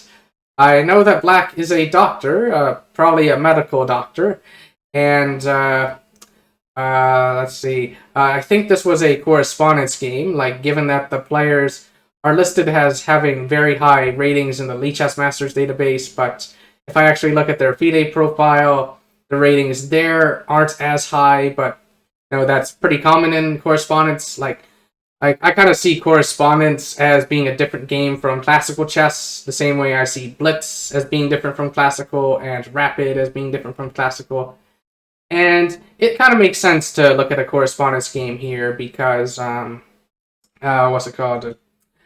The Blackmar-Diemer Gambit, that's the name of this gambit. I might not have mentioned that. I should mention the name. It's called the Blackmar-Diemer Gambit. And, you know, the funny d4 idea. This gambit isn't really seen that much in classical these days. It's much more just a weird line that you'll occasionally see in correspondence chess. As, you know, where players have access to engines, and it's kind of like they're research mathematicians trying to determine, is this line playable? Is this line good? Let's see what's going on here and all of that. And so that's why I'm looking at a correspondence game.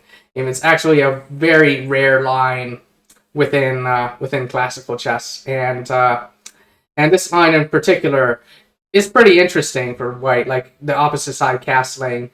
Like you're much more likely to see the other lines I showed, but in my opinion, they're not really that challenging. You're just up a pawn. And so anyway, without further ado, let's just continue the game.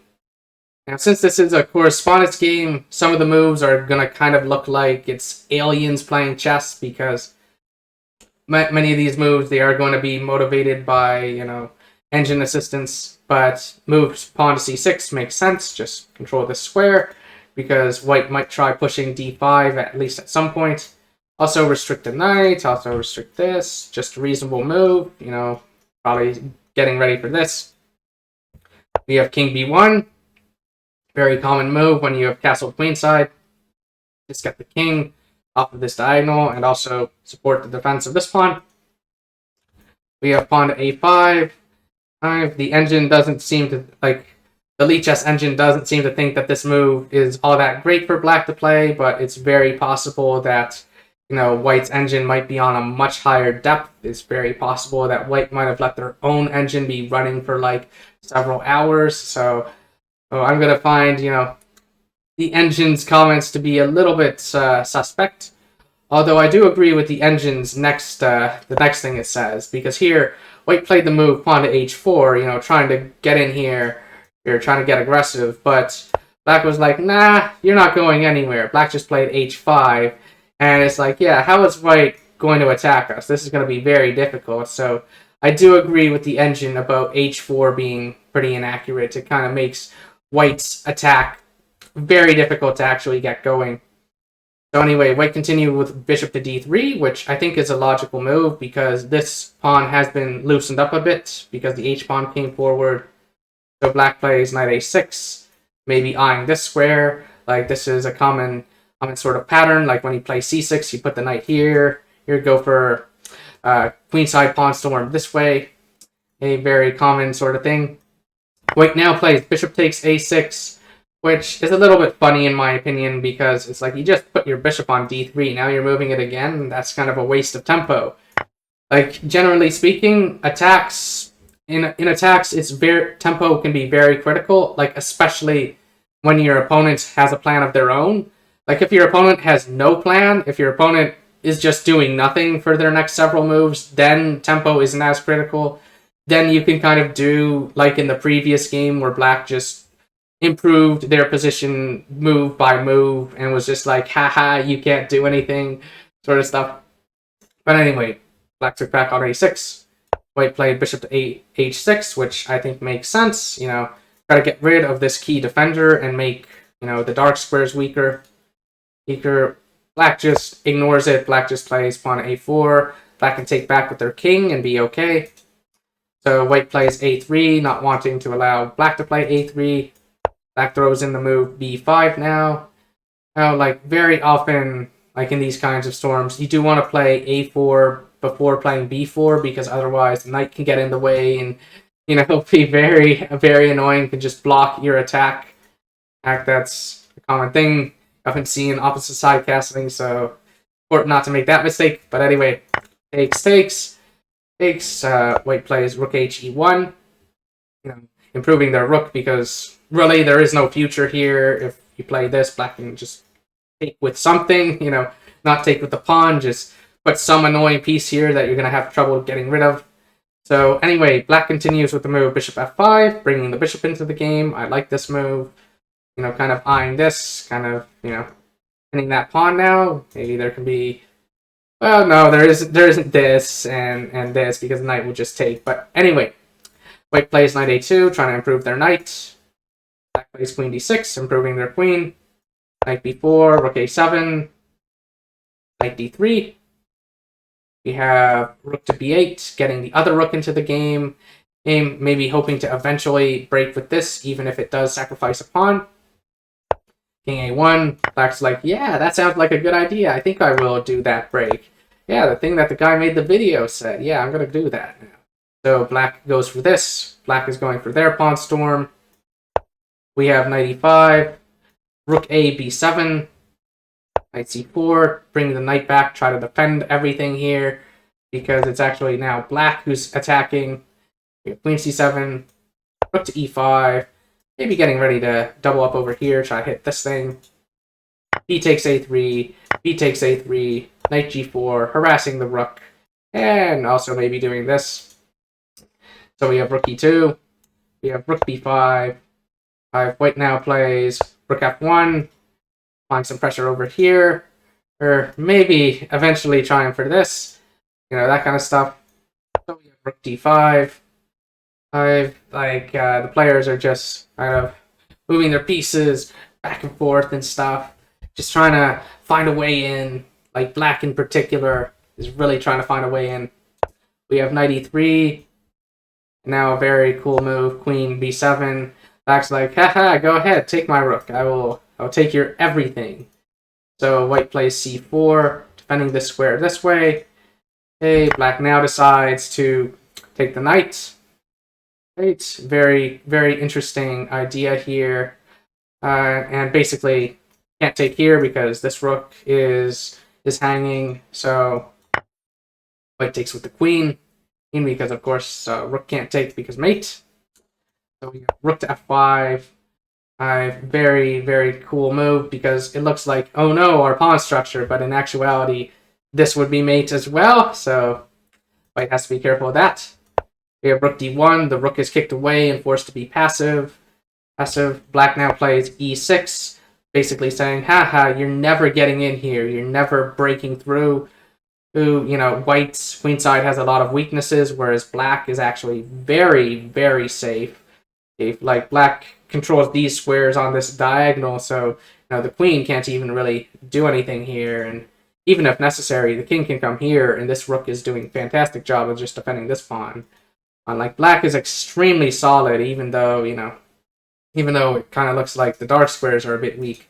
White can't actually really play on those dark squares because white only has their queen to make use of them.